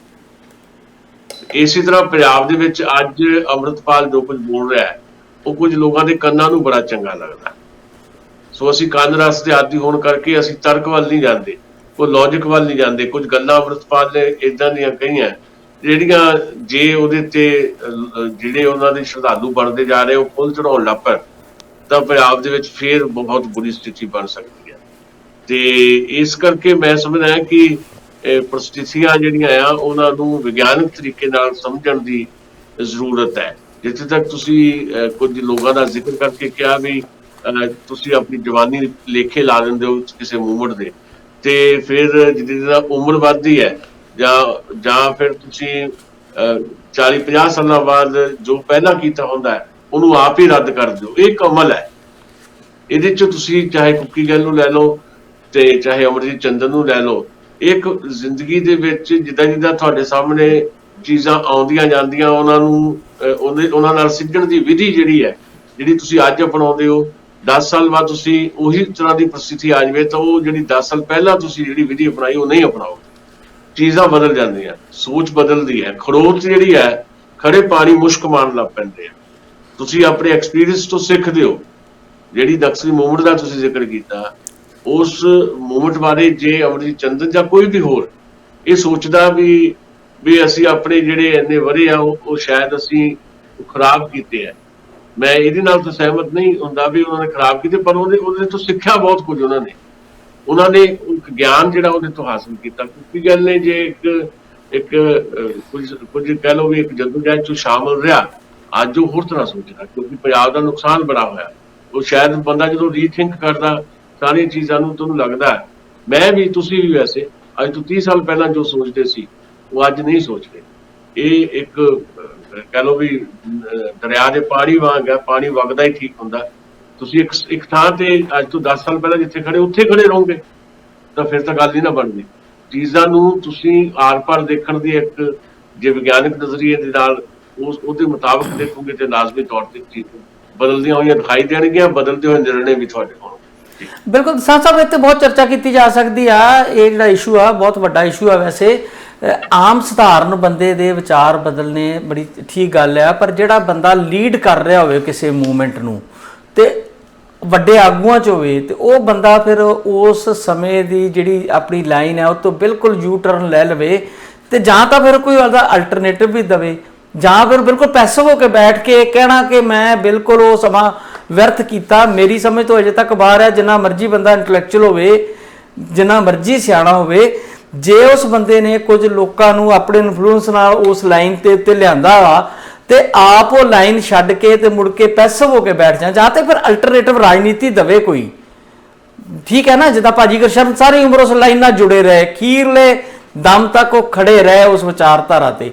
ਜੇ ਉਹ ਵਿਅਕਤੀ ਸਾਰੀ ਉਮਰ ਉਸ ਕਈਆਂ ਦੇ ਰੋਲ ਮਾਡਲ ਹੋਣਗੇ, ਬਹੁਤ ਸਾਰੇ ਲੋਕ ਉਹਨਾਂ ਦੇ ਨਾਲ ਜੁੜੇ, ਉਹਨਾਂ ਦੀਆਂ ਗੱਲਾਂ ਸੁਣੀਆਂ, ਉਹਨਾਂ ਤੇ ਅਮਲ ਕਰਨ ਦੀ ਵੀ ਕੋਸ਼ਿਸ਼ ਕੀਤੀ ਆਪੋ ਆਪਣੀ ਸਮਝ ਮੁਤਾਬਕ। ਜੇ ਸਮਝ ਲਓ ਵੀ ਜ਼ਿੰਦਗੀ ਦੇ ਆਖਰੀ 5-4 ਸਾਲਾਂ 'ਚ ਆ ਕੇ ਉਹ ਕਹਿੰਦੇ ਨਹੀਂ ਜੀ ਇਹ ਸਾਰਾ ਕੁਝ ਬੇਕਾਰ ਸੀ, ਤੇ ਫਿਰ ਉਹ ਬੜੇ ਵੱਡੇ ਇੱਕ ਕਿਸਮ ਦੇ ਦੋਸ਼ੀ ਹੁੰਦੇ ਉਹਨਾਂ ਲੋਕਾਂ ਦੇ ਜਿਹੜੇ ਲੋਕਾਂ ਨੂੰ ਉਹਨਾਂ ਨੂੰ ਵੇਖ ਕੇ ਰਾਹ ਅਪਣਾਇਆ ਸੀਗਾ। ਇੱਦਾਂ ਹੀ ਮੈਂ ਅਮਰਜੀਤ ਚੰਦਨ ਉਹਨਾਂ ਦੀ ਗੱਲ ਕਰਦਾ ਕਿ ਜਿਹੜੇ ਵੱਡੇ ਆਗੂ ਨੇ ਜਦੋਂ ਉਹ ਇਸ ਤਰ੍ਹਾਂ ਦਾ ਪੈਤੜਾ ਲੈਂਦੇ ਨੇ, ਆਮ ਬੰਦੇ ਵਾਸਤੇ ਗੱਲ ਹੋ ਰਿਹਾ, ਜਾਂ ਤਾਂ ਫਿਰ ਅਲਟਰਨੇਟਿਵ ਦੇਣ। ਨਹੀਂ ਦੇਖੋ, ਆਪਾਂ ਨੂੰ ਗੱਲ ਸਮਝਣੀ ਚਾਹੀਦੀ। ਤੁਸੀਂ ਭਾਜੀ ਗੁਰਸ਼ਰਨ ਦਾ ਜ਼ਿਕਰ ਕੀਤਾ, ਜਿਹੜੀ ਉਹ ਲਹਿਰ ਸੀ, ਨਕਸਲੀ ਮੂਵਮੈਂਟ ਸੀ, ਤੁਸੀਂ ਉਹਨੂੰ ਨੇੜਿਓਂ ਦੇਖਿਆ, ਮੇਰੇ ਤੋਂ ਵੱਡੇ ਹੋ ਤੁਸੀਂ। ਕੀ ਭਾਜੀ ਗੁਰਸ਼ਰਨ ਸਿੰਘ ਉਸ ਮੂਵਮੈਂਟ, ਜਦੋਂ ਮੂਵਮੈਂਟ ਜਿਹੜੀ ਮੱਠੀ ਪੈ ਗਈ ਪੰਜਾਬ ਦੇ ਵਿੱਚ, ਕੀ ਭਾਜੀ ਗੁਰਸ਼ਰਨ ਸਿੰਘ ਉਸੇ ਤਰ੍ਹਾਂ ਦੀ ਉਸੇ ਲਾਈਨ ਤੇ ਖੜੇ ਸੀ ਵੀ ਹਾਂ ਹਥਿਆਰਬੰਦ ਲੜਾਈ ਹੀ ਜ਼ਰੂਰੀ ਹੈ? ਜੇ ਉਸੇ ਲਾਈਨ ਤੇ ਖੜੇ ਹੁੰਦੇ ਤਾਂ ਦੂਰਦਰਸ਼ਨ ਦਾ ਨਾਟਕ ਨਾ ਕਰਦੇ ਭਾਈ ਮੰਨਾ ਸਿੰਘ। ਏਦਾਂ ਹੀ ਜਿਹੜੀ ਅੱਜ ਦੀ ਨਕਸਲੀ ਧਿਰਾਂ ਹੈਗੀਆਂ, ਉਹਨਾਂ ਤੋਂ ਬਹੁਤ ਘੱਟ ਧਿਰਾਂ ਰਹਿ ਗਈਆਂ, ਇੱਕ ਦੋ ਜਿਹੜੇ ਗਰੁੱਪ ਹੋ ਸਕਦੇ ਆ ਜਿਨ੍ਹਾਂ ਦੀ ਕੋਈ ਬਹੁਤ ਜ਼ਿਆਦਾ ਕਹਿ ਲਓ ਵੀ ਜਨਤਕ ਆਧਾਰ ਵੀ ਨਹੀਂ ਹੈ, ਉਹ ਹਾਲੇ ਵੀ ਸਟੈਂਡ ਕਰਦੇ ਹੋ ਸਕਦੇ ਆ ਵੀ ਹਥਿਆਰਬੰਦ ਲੜਾਈ ਹੀ ਜ਼ਰੂਰੀ ਹੈ। ਬਹੁਤ ਹੀ ਨਕਸਲੀ ਗਰੁੱਪ ਜਿਹੜੇ 25-30 ਨਕਸਲੀ ਗਰੁੱਪ ਹੈ, ਉਹਦੇ ਚੋਂ ਕਈ ਤਾਂ ਇਲੈਕਸ਼ਨ ਜਿਹੜੇ ਆ ਹਿੱਸਾ ਲੈਂਦੇ ਆ। ਅਸੀਂ ਕਿਸਾਨ ਅੰਦੋਲਨ 'ਚ ਵੀ ਦੇਖ ਲਿਆ, ਕਿਸਾਨ ਅੰਦੋਲਨ ਦੇ ਵਿੱਚੋਂ ਵੀ ਕੁਝ ਕਿਸਾਨ ਜਥੇਬੰਦੀਆਂ ਜਿਹੜੀਆਂ ਲੈਫਟ ਨੂੰ ਬਣਾਈਆਂ ਹੋਈਆਂ ਸੀ, ਖਾਸ ਤੌਰ ਤੇ ਨਕਸਲੀ ਜ਼ਮੀਨ ਵਾਲੀਆਂ ਸੀਗੀਆਂ, ਉਹਨਾਂ ਚੋਂ ਕਈ ਧਿਰਾਂ ਜਿਹੜੀਆਂ ਆ ਉਹ ਚੋਣਾਂ ਵੀ ਲੜਨ ਦੀ ਹਾਮੀ ਭਰਨ ਲੱਗ ਪਈਆਂ ਜਾਂ ਲੜਦੀਆਂ ਵੀ ਹੈਗੀਆਂ ਉਹ, ਠੀਕ ਹੈ ਨਾ ਜੀ। ਇੱਕ ਦੋ ਜਥੇਬੰਦੀਆਂ ਨਹੀਂ ਲੜਦੀਆਂ। ਸੋ ਚੀਜ਼ਾਂ ਬਦਲਦੀਆਂ ਹੁੰਦੀਆਂ। ਦੇਖੋ ਸਮਾਂ ਤੈਅ ਕਰਿਆ ਕਰਦਾ, ਇਹ ਅਸੀਂ ਮੰਨ ਕੇ ਚੱਲਦਾ, ਮੈਂ ਤਾਂ ਘੱਟੋ ਘੱਟ ਮੰਨ ਕੇ ਚੱਲਦਾ ਕਿ ਉਹ ਮੂਵਮੈਂਟ ਦੇ ਵਿੱਚ ਜਿਹੜਾ ਨੁਕਸਾਨ ਹੋਇਆ ਉਹਦੇ 'ਚ ਇਹ ਆਤਮਘਾਤੀ ਰਾਹ ਸੀ ਵੀ ਤੁਸੀਂ ਬਿਨਾਂ ਮੋਢਿਆਂ ਤੋਂ ਬੰਦੂਕਾਂ ਚੁੱਕੀ ਫਿਰਦੇ ਹੋ। ਜੇ ਤੁਹਾਡੇ ਕੋਲ ਮੋਢੇ ਤਾਂ ਹੈ ਨਹੀਂ, ਬੰਦੂਕਾਂ ਤੁਸੀਂ ਚੱਕ ਲਈਆਂ, ਲੋਕ ਤੁਹਾਡੇ ਨਾਲ ਨਹੀਂ, ਇਨਕਲਾਬ ਕਰਨ ਵਾਸਤੇ ਤੁਰਨ ਨੂੰ ਤਿਆਰ ਨਹੀਂ ਹਥਿਆਰ ਚੁੱਕ ਕੇ ਕੋਈ, ਤੁਸੀਂ ਹਥਿਆਰਾਂ ਦਾ ਜ਼ਖੀਰਾ ਇਕੱਠਾ ਕਰ ਲਓ ਤੇ ਉਹ ਹਥਿਆਰ ਤੁਹਾਡੇ ਖਿਲਾਫ ਹੀ ਵਰਤੇ ਜਾਣਗੇ, ਜੋ ਵਰਤੇ ਗਏ। ਤਾਂ ਇਹ ਬਹੁਤ ਜ਼ਿਆਦਾ ਡੂੰਘੀ ਵਿਚਾਰ ਚਰਚਾ ਦੀ ਮੰਗ ਕਰਦਾ। ਅਸੀਂ ਅੱਜ ਇਸ 'ਚ ਨਹੀਂ ਚਰਚਾ ਕਰ ਰਹੇ। ਓਵਰਆਲ ਜਦੋਂ ਆਪਾਂ ਗੱਲ ਕਰਦੇ ਹਾਂ, ਜਿਹੜੀ ਮੂਵਮੈਂਟ ਦੂਜੀ ਮੂਵਮੈਂਟ ਵੀ ਹੈ, ਉਸ ਮੂਵਮੈਂਟ ਦੇ ਵਿੱਚ ਵੀ ਜਿਹੜੇ ਸ਼ਾਮਲ ਲੋਕ ਜੇ ਰਹੇ ਆ, ਉਹ ਇਹ ਹੋ ਹੀ ਨਹੀਂ ਸਕਦਾ ਵੀ ਜਦੋਂ ਉਹ ਮੂਵਮੈਂਟ ਸੀਗੇ ਜਿੱਦਾਂ ਉਦੋਂ ਸੋਚਦੇ ਸੀ ਉੱਦਾਂ ਹੁਣ ਸੋਚਣ। ਬਦਲ ਜਾਂਦਾ, ਬਹੁਤ ਕੁਝ ਬਦਲ ਜਾਂਦਾ, ਬਹੁਤ ਕੁਝ ਸਬਕ ਬੰਦਾ ਸਿੱਖਦਾ। ਇਹ ਨਹੀਂ ਹੁੰਦਾ ਕਿ ਉਹ ਮੈਦਾਨ ਛੱਡ ਕੇ ਭੱਜ ਜਾਂਦਾ। ਹੁਣ ਕੁੱਕੀ ਗੱਲ ਦੀ ਤੁਸੀਂ ਜ਼ਿਕਰ ਕਰਦੇ ਹੋ, ਉਹ ਅਲਟਰਨੇਟ ਦੇ ਰਿਹਾ, ਉਹ ਕਹਿੰਦਾ ਪੰਜਾਬ ਨੂੰ ਅਮਨ ਚਾਹੀਦਾ ਭਾਈ, ਪੰਜਾਬ ਨੂੰ ਡੈਮੋਕ੍ਰੇਟਿਕ ਤਰੀਕੇ ਦੇ ਨਾਲ ਚਲਾਉਣ ਦੀ ਜ਼ਰੂਰਤ ਹੈ, ਉਹ ਤਰੀਕਾ ਗਲਤ ਹੈ। ਅਲਟਰਨੇਟ ਤਾਂ ਇਹੀ ਹੁੰਦਾ। ਹੁਣ ਅਲਟਰਨੇਟ ਕੋਈ ਉਹਨਾਂ ਨੇ ਬਣਾ ਕੇ ਖਾਕਾ ਤੁਹਾਨੂੰ ਪੇਸ਼ ਕਰ ਦੇਣਾ ਵੀ ਇੱਥੇ ਪੰਜਾਬ ਚੱਲੇ, ਤੇ ਉਹ ਇਕੱਲਾ ਵਿਅਕਤੀ ਨਹੀਂ ਹੈ, ਇਕੱਲਾ ਵਿਅਕਤੀ ਉਹਦੇ ਨਾਲ ਕੋਈ ਆਰਗੇਨਾਈਜੇਸ਼ਨ ਤਾਂ ਹੈ ਨਹੀਂ, ਉਹ ਤਾਂ ਗੱਲਾਂ ਹੀ ਕਰ ਸਕਦਾ ਨਾ। ਉਹਨੇ ਗੱਲਾਂ ਕੀਤੀਆਂ, ਉਹ ਪੰਜਾਬ ਦੀ ਅਮਨ ਦਾ ਹਾਮੀ ਹੈ, ਉਹ ਕਹਿੰਦਾ ਵੀ ਪੰਜਾਬ ਦੇ ਵਿੱਚ ਨਹੀਂ ਉੱਦਾਂ ਦੀਆਂ ਪ੍ਰਸਥਿਤੀਆਂ ਬਣਨੀਆਂ ਚਾਹੀਦੀਆਂ। ਉਹ ਸਮੇਂ ਦੀ ਲੋੜ ਸੀ, ਨਾਲ ਉਹ ਇਹ ਵੀ ਕਹਿੰਦਾ ਕਿ ਉਦੋਂ ਦੀ ਲੋੜ ਸੀ, ਅੱਜ ਇਹਦੀ ਲੋੜ ਨਹੀਂ ਹੈ।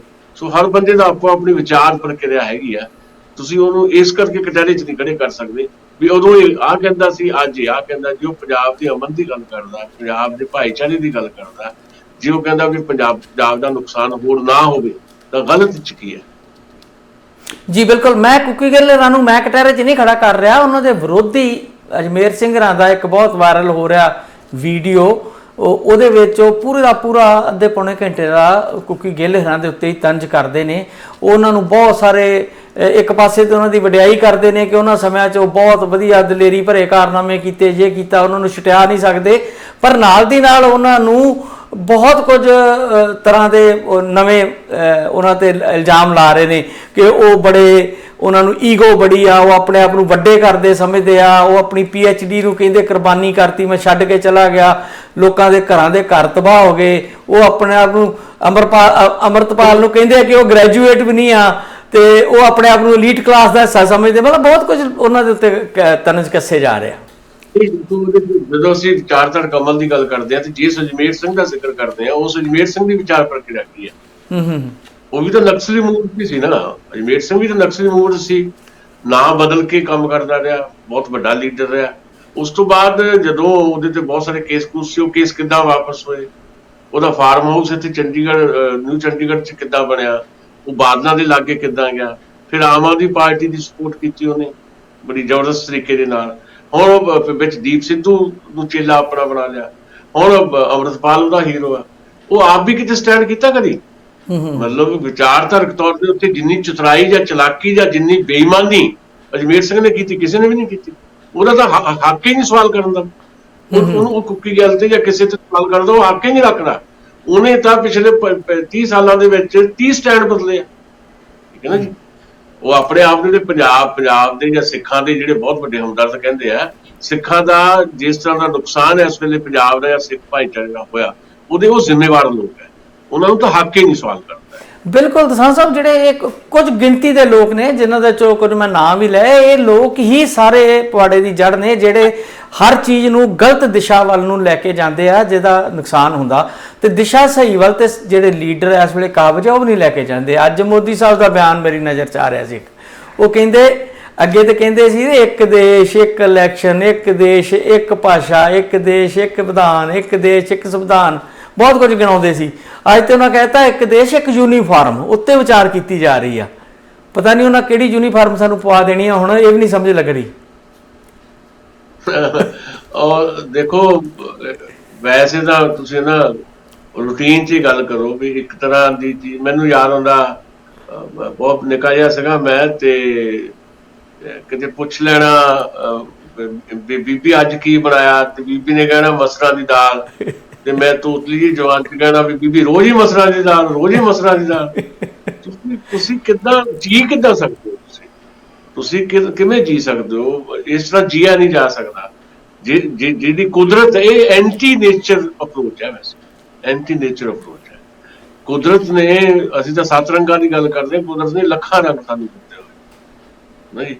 ਮਤਲਬ ਇਹ ਇਸ ਤਰ੍ਹਾਂ ਦੀ ਅਪਰੋਚ, ਵੈਸੇ ਉਹਨੇ ਪੁਲਿਸ ਬਾਰੇ ਕਿਹਾ ਵੀ ਪੁਲਿਸ ਦੀ ਇੱਕ ਯੂਨੀਫਾਰਮ ਹੋਣੀ ਚਾਹੀਦੀ ਹੈ, ਪਰ ਉਹਦਾ ਕਨਸੈਪਟ ਜਿਹੜਾ ਨਾ ਇੱਕ ਹੈ, ਉਹਦੇ ਚੋਂ ਨਿਕਲਦਾ ਇਹੀ ਹੈ ਵੀ ਹਾਂ ਵੀ ਇੱਥੇ ਇੱਕੋ ਧਰਮ ਹੋਣਾ ਚਾਹੀਦਾ ਹੈ, ਹਿੰਦੂ ਰਾਸ਼ਟਰ ਦਾ ਜਿਹੜਾ ਸੰਕਲਪ ਹੈ ਨਾ, ਉਹ ਉਸ ਪਾਸੇ ਵੱਲ ਨੂੰ ਵੱਧਦੇ, ਹਰ ਗੱਲ ਉੱਦਾਂ ਕਰਦੇ ਆ। ਪਰ ਇਨ ਪ੍ਰੈਕਟਿਸ ਜਦੋਂ ਅਸੀਂ ਦੇਖਦੇ ਹਾਂ, ਜਦੋਂ ਬਹੁਤ ਸਾਰੀਆਂ ਚੀਜ਼ਾਂ ਅਸੀਂ ਦੇਖਦੇ ਹਾਂ, ਉਹ ਪੋਸੀਬਲ ਹੀ ਨਹੀਂ ਹੈ। ਸਾਰਾ ਕੁਝ ਜਿਹੜਾ ਆ ਦੇਸ਼, ਮੈਂ ਅੱਗੇ ਵੀ ਕਈ ਵਾਰੀ ਜ਼ਿਕਰ ਕੀਤਾ, ਸਾਡਾ ਦੇਸ਼, ਜਿਸ ਦੇਸ਼ ਦੇ ਵਿੱਚ 6000 ਜਾਤਾਂ ਹੈਗੀਆਂ, ਜਿਸ ਦੇਸ਼ ਦੇ ਵਿੱਚ 21000 ਸਬ ਕਾਸਟ ਹੈ, ਵੱਖ-ਵੱਖ ਧਰਮ ਹੈ, ਇਲਾਕਾਈ ਭਾਸ਼ਾਵਾਂ ਨੇ, ਕੌਮੀ ਭਾਸ਼ਾਵਾਂ ਵੱਖਰੀਆਂ, ਬੋਲੀਆਂ ਇਲਾਕਾਈ ਵੱਖਰੀਆਂ, ਤੇ ਹਜ਼ਾਰਾਂ ਕਿਸਮ ਦੀ ਵੰਨ-ਸੁਵੰਨਤਾ ਜਿਸ ਮੁਲਕ ਦੇ ਵਿੱਚ ਹੈ, ਉਸ ਮੁਲਕ ਨੂੰ ਤੁਸੀਂ ਇੱਕ ਰੱਸੇ ਨਾਲ ਨਹੀਂ ਬੰਨ੍ਹ ਸਕਦੇ।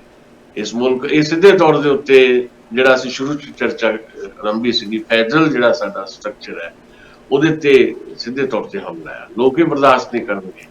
ਮਤਲਬ ਠੀਕ ਆ, ਵੋਟ ਪੋਲਿਟਿਕਸ ਆਪਣੇ ਥਾਂ ਦੇ ਉੱਤੇ, ਅਸੀਂ ਇੱਕ ਦਿਨ ਅੱਗੇ ਵੀ ਗੱਲ ਕੀਤੀ ਹੈ, ਪਰ ਇਹਦਾ ਸਾਰਾ ਕੁਝ ਕਰਨ ਦੇ ਬਾਵਜੂਦ ਜਿੰਨੇ ਵੀ ਸੋਸ਼ਲ ਪਲੇਟਫਾਰਮ ਹੈ, ਮੀਡੀਆ ਆ, ਸਾਰੇ ਕੁਝ ਨੂੰ ਕੰਟਰੋਲ ਕਰਨ ਦੇ ਬਾਵਜੂਦ ਵੀ ਤੁਸੀਂ 36% ਵੋਟਾਂ ਤੱਕ ਪਹੁੰਚਦੇ ਹੋ। ਵੱਖਰੀ ਗੱਲ ਹੈ ਕਿ ਜਿਹੜੀ ਬਾਕੀ ਜਿਹੜੀ 64% ਵੋਟ ਹੈ, ਜਿਹੜੀ ਪੋਲ ਹੋਈ ਵੋਟ ਦੇ ਵਿੱਚੋਂ 64% ਲੋਕ ਜਿਹੜੇ ਆ ਬਹੁਤ ਬੁਰੀ ਤਰ੍ਹਾਂ ਵੰਡੇ ਹੋਏ ਆ। ਪਰ ਇਹ ਬਹੁਤੀ ਦੇਰ ਚੱਲਦਾ ਨਹੀਂ ਹੁੰਦਾ। ਜਦੋਂ ਤੁਹਾਡੀ ਭਾਸ਼ਾ ਤੇ, ਬੋਲੀ ਤੇ, ਤੁਹਾਡੇ ਸੱਭਿਆਚਾਰ ਤੇ, ਤੁਹਾਡੇ ਪਹਿਰਾਵੇ ਤੇ ਸਵਾਲ ਆ ਜਾਏ, ਤੁਹਾਡੀ ਉਹ ਅਸਲ ਤੁਹਾਡੀ ਕੁੱਲ ਜੀਵਨ ਜਾਚ ਜਿਹੜੀ ਹੈ, ਜੀਉਣ ਦਾ ਤਰੀਕਾ ਹੀ ਜਿਹੜਾ ਆ ਤੁਹਾਡਾ, ਉਹ ਬਦਲ ਦੇਣ ਦੀਆਂ ਗੱਲਾਂ ਹੋਣ ਲੱਗ ਪੈਣ, ਤਾਂ ਫਿਰ ਬਹੁਤੀ ਦੇਰ ਬਰਦਾਸ਼ਤ ਨਹੀਂ ਕੀਤਾ ਜਾ ਸਕਦਾ।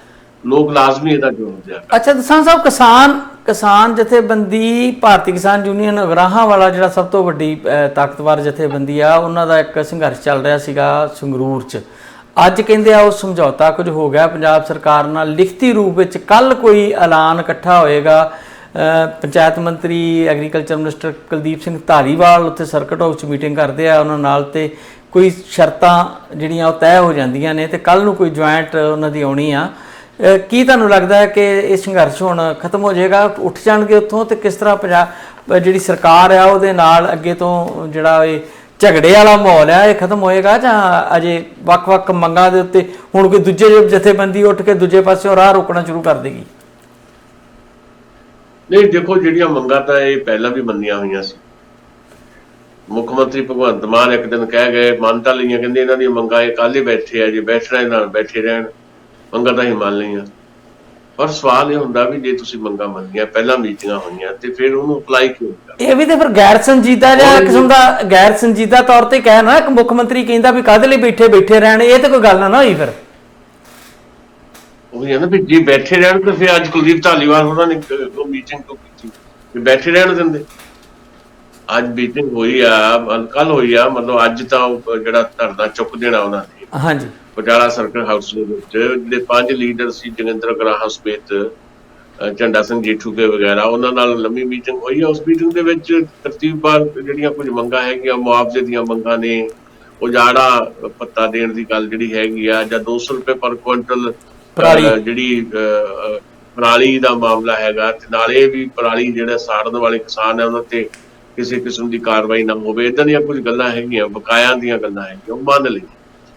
ਸਵਾਲ ਹੈ ਵੀ ਕੀ ਅੱਜ ਜੁਆਇੰਟਲੀ ਉਹ ਕਹਿੰਦੇ ਆ ਵੀ ਕੀ ਡੇਟ ਬਾਉਂਡ ਕਰਦੇ ਸਾਰੀਆਂ ਚੀਜ਼ਾਂ, ਡੇਟ ਬਾਉਂਡ ਕਰਦੇ ਆ ਵੀ ਹਾਂ ਵੀ ਇੰਨੇ ਸਮੇਂ ਦੇ ਵਿੱਚ ਆ ਸਾਰੀਆਂ ਚੀਜ਼ਾਂ ਜਿਹੜੀਆਂ ਠੀਕ ਹੋ ਜਾਣਗੀਆਂ, ਜਾਂ ਜੋ ਵੀ ਦੇਣਾ ਲੈਣਾ ਹੈ ਉਹ ਹੋ ਜਾਊਗਾ, ਤੇ ਫਿਰ ਲਾਜ਼ਮੀ ਆ ਉਹਨਾਂ ਨੇ ਧਰਨਾ ਤੇ ਚੱਕ ਲੈਣਾ। ਪਰ ਫਿਰ ਕੀ ਬਾਅਦ ਵਿੱਚ ਵੀ ਉਹ ਅਪਲਾਈ ਹੁੰਦਾ ਜਾਂ ਅਮਲੀ ਰੂਪ ਦੇ ਵਿੱਚ ਹੁੰਦਾ, ਸਵਾਲ ਇਹ ਰਹੇਗਾ। ਕਿਉਂਕਿ ਜਿਹੜੇ ਕਿਸਾਨ ਜਥੇਬੰਦੀਆਂ ਨਾ, ਇਹ ਨਹੀਂ ਹੁੰਦਾ ਵੀ ਅੱਜ ਕਿਸਾਨ ਉੱਠ ਗਏ ਆ ਮੁੜ ਕੇ ਉਹਨਾਂ ਨੇ ਕੋਈ ਐਜੂਕੇਸ਼ਨ ਨਹੀਂ ਕਰਨੀ। ਕਿਸਾਨੀ ਨਾਲ ਜੁੜੇ ਹੋਰ ਬੜੇ ਮਾਮਲੇ ਨੇ, ਉਹਨਾਂ ਨੇ ਐਜੂਕੇਟ ਰਹਿਣਾ ਹੈ। ਉਹ ਜਥੇਬੰਦੀ ਤਾਂ ਹੀ ਜਿਉਂਦੀ ਰਹੇਗੀ ਜੇ ਐਜੂਕੇਟ ਹੋਣਗੇ। ਜੇ ਉਹ ਸੰਘਰਸ਼ ਹੀ ਨਹੀਂ ਕਿਸੇ 'ਚ ਹੈਗੇ ਤੇ ਜਥੇਬੰਦੀ ਵੀ ਕਾਹਦੀ ਰਹਿਣੀ ਹੈ? ਉਹਨਾਂ ਦੀ ਐਕਟੀਵਿਟੀ ਤਾਂ ਉਹਨਾਂ ਨੇ ਕਰਨੀ ਹੈ ਨਾ, ਆਪਣੀ ਜਥੇਬੰਦੀ ਨੂੰ ਕਾਇਮ ਰੱਖਣ ਵਾਸਤੇ। ਕਿਸਾਨਾਂ ਦੀਆਂ ਵੱਖ ਜਥੇਬੰਦੀਆਂ ਵੀ ਉਹ ਕੇਂਦਰ ਦੇ ਖਿਲਾਫ ਵੀ ਐਜੂਕੇਟ ਹੋਣਗੇ, ਕਿਉਂਕਿ ਕੇਂਦਰ ਸਰਕਾਰ ਨੇ ਕਿਹੜੀਆਂ ਉਹ ਮੰਗਾਂ ਜਿਹੜੀਆਂ ਮੰਨੀਆਂ ਸੀ ਉਹ ਪੂਰੀਆਂ ਕਰਤੀਆਂ। ਤੁਸੀਂ ਇੱਕ ਦਿਨ ਗੱਲ ਕਰਦੇ ਸੀ, ਆਪਾਂ ਅੱਗੇ ਵੀ ਗੱਲ ਕਰਦੇ ਹਾਂ, ਇੱਥੇ ਖੇਤੀ ਕਾਨੂੰਨ ਤਾਂ ਚਲੋ ਵਾਪਸ ਲੈ ਲਏ, ਉਹ ਨਵੇਂ ਰੂਪ ਦੇ ਵਿੱਚ ਸਾਡੇ ਤੇ ਇੰਪੋਜ਼ ਕਰਨ ਦੀਆਂ ਕੋਸ਼ਿਸ਼ਾਂ ਵੀ ਹੋ ਰਹੀਆਂ, ਪਰ ਜਿਹੜੀਆਂ ਉਸ ਵੇਲੇ ਮੰਗਾਂ ਮੰਨੀਆਂ ਸੀ, MSP ਦਾ ਇਸ਼ੂ ਜਿਹੜਾ ਜਾਂ ਬਾਕੀ ਜਿਹੜੇ ਇਸ਼ੂ ਆ, ਉਹ ਕਿੱਥੇ? ਹਾਲ ਤਾਂ ਕੁਝ ਨਹੀਂ ਹੋਇਆ। ਸੋ ਇਹ ਕਿਸਾਨ, ਇਹ ਠੀਕ ਆ ਕਿ ਪੰਜਾਬ ਸਰਕਾਰ ਦੇ ਖਿਲਾਫ ਜਿਹੜਾ ਫੌਰੀ ਤੌਰ ਦੇ ਉੱਤੇ ਇੱਕ ਮਾਹੌਲ ਬਣਦਾ ਦਿਖਾਈ ਦੇ ਰਿਹਾ ਸੀ, ਉਹਨੂੰ ਸਾਂਭਿਆ ਸਰਕਾਰ ਨੇ। ਉਹਦੇ ਲਈ ਹਿਮਾਚਲ ਦੀਆਂ ਚੋਣਾਂ ਤੇ ਗੁਜਰਾਤ ਦੀਆਂ ਚੋਣਾਂ ਜਿਹੜੀਆਂ ਇੱਕ ਕਾਰਨ ਹੋ ਸਕਦੀਆਂ ਵੀ ਇਹਨਾਂ ਨੂੰ ਉਠਾਓ ਭਾਈ, ਨਹੀਂ ਤਾਂ ਮੁੜ ਕੇ ਗੁਜਰਾਤ ਸਾਡੇ ਵਿਰੋਧੀ ਜਿਹੜੇ ਆ ਉਹ ਵਰਤਣਗੇ ਸਾਡੇ ਖਿਲਾਫ। ਸੋ ਇਸ ਕਰਕੇ ਉਹਨਾਂ ਨੇ ਇਹ ਸਮਝਦਾਰੀ ਦਾ ਕੰਮ ਕੀਤਾ। ਪਰ ਜੇ ਤੁਸੀਂ ਗੱਲਾਂ ਮੰਨੀਆਂ ਤੇ ਫਿਰ ਉਹਨਾਂ ਨੂੰ ਅਪਲਾਈ ਵੀ ਕਰ ਦਿਓ, ਤਾਂ ਸ਼ਾਇਦ ਜਿਹੜਾ ਮੁਹਾਰ ਹੈ ਉਹ ਪੰਜਾਬ ਸਰਕਾਰ ਦੀ ਥਾਂ ਤੇ ਕੇਂਦਰ ਸਰਕਾਰ ਵੱਲ ਕਿਸਾਨਾਂ ਦਾ। ਦਸਾਂਝ ਸਾਹਿਬ, ਵੈਸੇ ਜਿਹੜੇ ਗੁਰਾਹਾਂ ਵਾਲੀ ਜਥੇਬੰਦੀ ਆ, ਝੰਡਾ ਸਿੰਘ ਜੇਠੂ ਘੇਰੀ ਜਾਂ ਖੁਦ ਜੋਗਿੰਦਰ ਸਿੰਘ ਗੁਰਾਹਾਂ ਘੇਰੀ, ਇਹ ਸਭ ਤੋਂ ਜ਼ਿਆਦਾ ਹਾਰਡ ਲਾਈਨਰ ਮੰਨੇ ਜਾਂਦੇ ਆ। ਜੇ ਉਹਨਾਂ ਨੇ ਕੋਈ ਸਮਝੌਤਾ ਕੀਤਾ ਤੇ ਨਿਸ਼ਚਿਤ ਰੂਪ ਵਿੱਚ ਉਹਦੀਆਂ ਕੋਈ ਲਿਖਤੀ ਸ਼ਰਤਾਂ ਮਨਜ਼ੂਰ ਹੋਈਆਂ ਹੋਣਗੀਆਂ। ਮੂੰਹ ਜ਼ਬਾਨੀ ਤਾਂ ਕਰਨ ਵਾਲੇ ਉਹ ਵੀ ਨਹੀਂ ਵੀ ਅੱਜ ਕੋਈ ਸਰਕਾਰ ਆਪਣਾ ਮਤਲਬ ਉੱਲੂ ਸਿੱਧਾ ਕਰਨ ਲਈ ਉਹਨਾਂ ਨੂੰ ਉਠਾ ਦੇਵੇ ਤੇ 15 ਦਿਨਾਂ ਬਾਅਦ ਫਿਰ ਬਹਿਣਾ ਪੈ ਜੇ ਉਹਨਾਂ ਨੂੰ। ਉਹਨਾਂ ਨੇ ਜੇ ਇੱਕ ਜੁਆਇੰਟ ਸਟੇਟਮੈਂਟ ਦੇਣੀ ਆ, ਕਹਿੰਦੇ ਅੱਜ ਜਿਹੜਾ ਹੁਣ ਦਿਨ ਚੜ੍ਹ ਗਿਆ ਤੁਹਾਡੇ, ਤੇ ਇਹਦਾ ਮਤਲਬ ਆ ਕਿ ਉਹ ਕੋਈ ਲਿਖਤੀ ਸਮਝੌਤਾ ਹੋਇਆ ਹੋਏਗਾ ਜਿਹੜਾ ਪਹਿਲਾਂ ਨਹੀਂ ਸੀ ਹੋਇਆ, ਤਾਂ ਹੀ ਉੱਠਣ ਲੱਗੇ ਹੋਣਗੇ। ਕਿਉਂਕਿ ਉਹ ਸਭ ਤੋਂ ਜ਼ਿਆਦਾ ਵੱਡੀ ਜਥੇਬੰਦੀ ਔਰ ਸਭ ਤੋਂ ਜ਼ਿਆਦਾ ਮਤਲਬ ਅਗਰੈਸਿਵ ਵੀ ਨੇ ਕਿਤੇ ਨਾ ਕਿਤੇ। ਨਹੀਂ, ਬਿਲਕੁਲ ਠੀਕ ਹੈ। ਉਹਨਾਂ ਨੂੰ ਇਹ ਵੀ ਹੈ ਵੀ ਅਸੀਂ ਇਹ ਸਰਕਾਰ ਬਣਾਉਣ 'ਚ ਵੀ ਅਹਿਮ ਭੂਮਿਕਾ ਨਿਭਾਈ ਹੈ। ਭਾਵੇਂ ਉਹਨਾਂ ਨੇ ਕਿਹਾ ਵੀ ਅਸੀਂ ਕੋਈ ਚੋਣਾਂ 'ਚ ਹਿੱਸਾ ਨਹੀਂ ਲੈਣਾ, ਪਰ ਅਕਸਰ ਤੁਹਾਡੇ ਪ੍ਰਭਾਵ ਜਿਹੜੇ ਲੋਕ ਆ ਉਹਨਾਂ ਨੇ ਵੋਟ ਤਾਂ ਕਿਤੇ ਕੀਤਾ ਨਾ। ਤੇ ਮਾਲਵੇ ਦੇ ਵਿੱਚ ਵੱਡੇ ਪੱਧਰ ਤੇ ਆਮ ਆਦਮੀ ਪਾਰਟੀ ਦਾ ਜਿੱਤਣਾ ਇਹ ਦੱਸਦਾ ਹੈ ਕਿ ਕਿਸਾਨੀ ਦੀ ਵੋਟ ਜਿਹੜੀ ਆ ਵੱਡੇ ਪੱਧਰ ਤੇ ਆਮ ਆਦਮੀ ਪਾਰਟੀ ਨੂੰ ਪਈ ਹੈ। ਤੇ ਇਹ ਇਸ ਕਰਕੇ ਉਹ ਇੱਕ ਹੱਕ ਵੀ ਸਮਝਦੇ ਆ ਵੀ ਅਸੀਂ ਤਾਂ ਇਹਨਾਂ ਨੂੰ ਬਣਾਉਣ ਵਾਲੇ ਆ। ਤੇ ਦੋਸ਼ ਵੀ ਲੱਗਦਾ ਇਹਨਾਂ ਤੇ ਵੀ ਹਾਂ ਵੀ ਜਿਹੜੇ ਕਹਿੰਦੇ ਸੀ ਚੋਣਾਂ 'ਚ ਹਿੱਸਾ ਨਹੀਂ ਲੈਣਾ, ਤੇ ਉਹਨਾਂ ਨੇ ਤਾਂ ਆਮ ਆਦਮੀ ਪਾਰਟੀ ਨੂੰ ਵੋਟ ਕੀਤਾ। ਤੇ ਉਹ ਇਸ ਕਰਕੇ ਇੱਕ ਹੱਕ ਜਿਹਾ ਵੀ ਸਮਝਦੇ ਆ ਵੀ ਕਿਉਂ ਨਹੀਂ ਸਾਡੀ ਗੱਲ ਮੰਨਦੇ। ਤੇ ਉਹ ਲਾਜ਼ਮੀ ਗੱਲ ਤੁਹਾਡੀ ਠੀਕ ਹੈ ਕਿ ਉਹ ਲਿਖਤੀ ਤੌਰ ਤੇ ਸਾਰਾ ਕੁਝ ਹੋਇਆ, ਤੇ ਉਹ ਡਰਾਫਟਿੰਗ ਸਾਡੇ ਸਾਹਮਣੇ ਆ ਜਾਊਗੀ। ਉਹ 'ਚ ਉਹਨਾਂ ਨੇ ਕੋਈ ਬਹੁਤ ਜ਼ਿਆਦਾ ਇੱਦਾਂ ਦੀਆਂ ਮੰਗਾਂ ਨਹੀਂ ਸੀ ਵੀ ਜਿਹੜੀ ਸਰਕਾਰ ਨੂੰ ਬਹੁਤ ਐਫਰਟ ਕਰਨੇ ਪੈਣੇ ਆ। ਉਹ ਸਰਕਾਰ ਕਰ ਸਕਦੀ ਹੈ, ਉਹ ਪੰਜਾਬ ਗਵਰਨਮੈਂਟ ਕਰ ਸਕਦੀ ਹੈ ਸਾਰਾ ਕੁਝ। ਤੇ ਜੇ ਸਰਕਾਰ ਵੱਖ-ਵੱਖ ਥਾਵਾਂ ਦੇ ਉੱਤੇ ਜਿਹੜਾ ਬਹੁਤ ਸਾਰੀਆਂ ਮੁਫਤ ਦੀਆਂ ਯੋਜਨਾਵਾਂ ਚਲਾ ਸਕਦੀ ਹੈ, ਤਾਂ ਫਿਰ ਇਹ ਤਾਂ ਬੜੀਆਂ ਜਾਇਜ਼ ਤੇ ਹੱਕੀ ਮੰਗਾਂ ਹੈਗੀਆਂ, ਉਹਨਾਂ ਨੇ ਮੰਨ ਲਈਆਂ। ਅੱਜ ਲਿਖਤੀ ਤੌਰ ਤੇ ਸਾਰਾ ਕੁਝ ਸਾਡੇ ਸਾਹਮਣੇ ਆ ਜਾਏਗਾ ਤੇ ਧਰਨਾ ਚੁੱਕਿਆ ਜਾਏਗਾ। ਲੜਾਈ ਦਾ ਰੁਖ ਜਿਹੜਾ ਦਿੱਲੀ ਵੱਲ ਨੂੰ ਹੋਏਗਾ ਆਉਣ ਵਾਲੇ ਸਮੇਂ ਦੇ ਵਿੱਚ, ਇਹ ਆਪਾਂ ਦੇਖਾਂਗੇ। ਅੱਛਾ, ਭਗਵੰਤ ਮਾਨ ਵੀ ਫਿਰ ਗੁਜਰਾਤ ਪਹੁੰਚ ਕੇ 3 ਦਿਨਾਂ ਲਈ ਕਹਿੰਦੇ ਆ ਸਟੇਟ ਨੂੰ ਫਿਰ ਛੱਡ ਜਾਂਦੇ ਆ। ਕਿ ਉਹ ਹੁਣ ਨੈਸ਼ਨਲ ਲੀਡਰ ਦਾ ਕਿਰਦਾਰ ਨਿਭਾਉਣ ਜਾ ਰਹੇ ਆ ਜਾਂ ਉਹ ਆਪਣੇ ਨੈਸ਼ਨਲ ਲੀਡਰ ਦੀ ਸਪੋਰਟ ਹੀ ਕਰਨ ਜਾਂਦੇ ਆ ਬਾਰ-ਬਾਰ?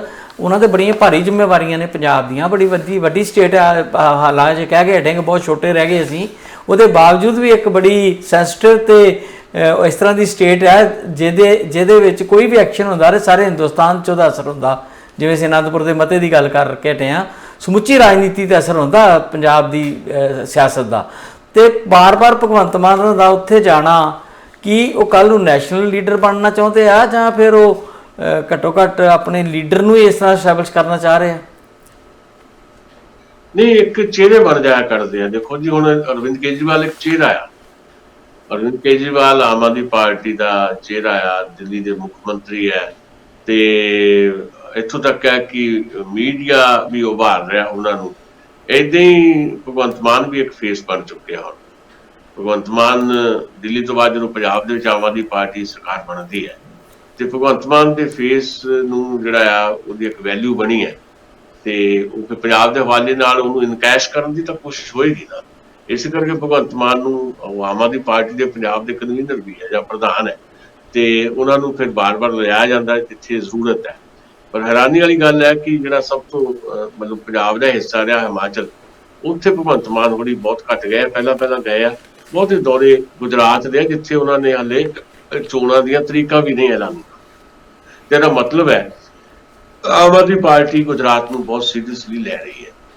ਤੇ ਪਰ ਇੱਕ ਗੱਲ ਜ਼ਰੂਰ ਹੈ ਕਿ ਪੰਜਾਬ ਵਾਸਤੇ ਦਿੱਕਤ ਇਹ ਹੈ ਵੀ ਮੁੱਖ ਮੰਤਰੀ ਪੰਜਾਬ ਦੇ ਜਦੋਂ 3-3 ਦਿਨ ਬਾਹਰ ਰਹਿੰਦੇ ਨੇ, ਗੁਜਰਾਤ ਦੇ ਦੌਰੇ 'ਚ ਰਹਿੰਦੇ ਆ, ਤੇ ਪਿੱਛੋਂ ਜਿਹੜੀਆਂ ਜ਼ਿੰਮੇਵਾਰੀਆਂ ਫਿਰ ਉਹਦੇ ਤੇ ਜਾਂ ਕੰਮਾਂ ਦੇ ਉੱਤੇ ਅਸਰ ਪੈਂਦਾ। ਇਸ ਕਰਕੇ ਲੋਕ ਸਵਾਲ ਹੀ ਕਰਨ ਲੱਗ ਪਏ ਆ ਵੀ ਉਹਨਾਂ ਨੂੰ ਪੰਜਾਬ ਦੇ ਮੁੱਖ ਮੰਤਰੀ ਬਣਾਇਆ ਸੀ ਤੇ ਪੰਜਾਬ ਦੇ ਵਿੱਚੋਂ ਘੱਟ ਆ ਰਹੇ ਨੇ ਤੇ ਜ਼ਿਆਦਾ ਸਮਾਂ ਜਿਹੜਾ ਉਹ ਗੁਜਰਾਤ ਵਿੱਚ ਗੁਜ਼ਾਰ ਰਹੇ ਨੇ। ਇਸ ਕਰਕੇ ਨੁਕਤਾਚੀਨੀ ਵੀ ਹੋ ਰਹੀ ਹੈ ਜੀ। ਦਸਾਂਝ ਸਾਹਿਬ, ਕਿਤੇ ਇਦਾਂ ਤਾਂ ਨਹੀਂਗਾ, ਇਦਾਂ ਤਾਂ ਨਹੀਂ ਹੈ ਹੀ ਇਦਾਂ ਆ ਕਿ 20-22 ਸਾਲ ਹੋ ਗਏ ਉੱਥੇ ਭਾਰਤੀ ਜਨਤਾ ਪਾਰਟੀ ਨੂੰ, ਤੇ ਆਮ ਆਦਮੀ ਪਾਰਟੀ ਸੀਰੀਅਸ ਨਹੀਂ ਲੈ ਰਹੀ, ਸ਼ਾਇਦ ਨਾਗਪੁਰ ਸੀਰੀਅਸ ਲੈ ਰਿਹਾ ਕਿ ਹੁਣ ਇੱਥੇ ਸਾਨੂੰ ਇੱਕ ਬਦਲਵਾਂ ਪ੍ਰਬੰਧ ਚਾਹੀਦਾ ਆ ਜਿਹੜਾ ਸਾਡੀ ਇੱਛਾ ਅਨੁਸਾਰ ਵੀ ਚੱਲੇ ਤੇ ਨਾਲ ਦੀ ਨਾਲ ਲੋਕਾਂ ਨੂੰ ਵੀ ਲੱਗੇ ਕਿ ਕੋਈ ਚੇਂਜ ਹੋ ਗਈ ਆ। ਬਹੁਤ ਲੰਬਾ ਸਮਾਂ ਉਹੀ ਚਿਹਰੇ ਬਾਰ-ਬਾਰ ਅੱਗੇ ਨਹੀਂ ਰੱਖੇ ਜਾ ਸਕਦੇ ਹੁੰਦੇ। ਵਿਚਾਰਧਾਰਕ ਤੌਰ ਤੇ ਵੀ ਕੁਝ ਚੀਜ਼ਾਂ ਸਾਡੇ ਸਾਹਮਣੇ ਆ ਰਹੀਆਂ।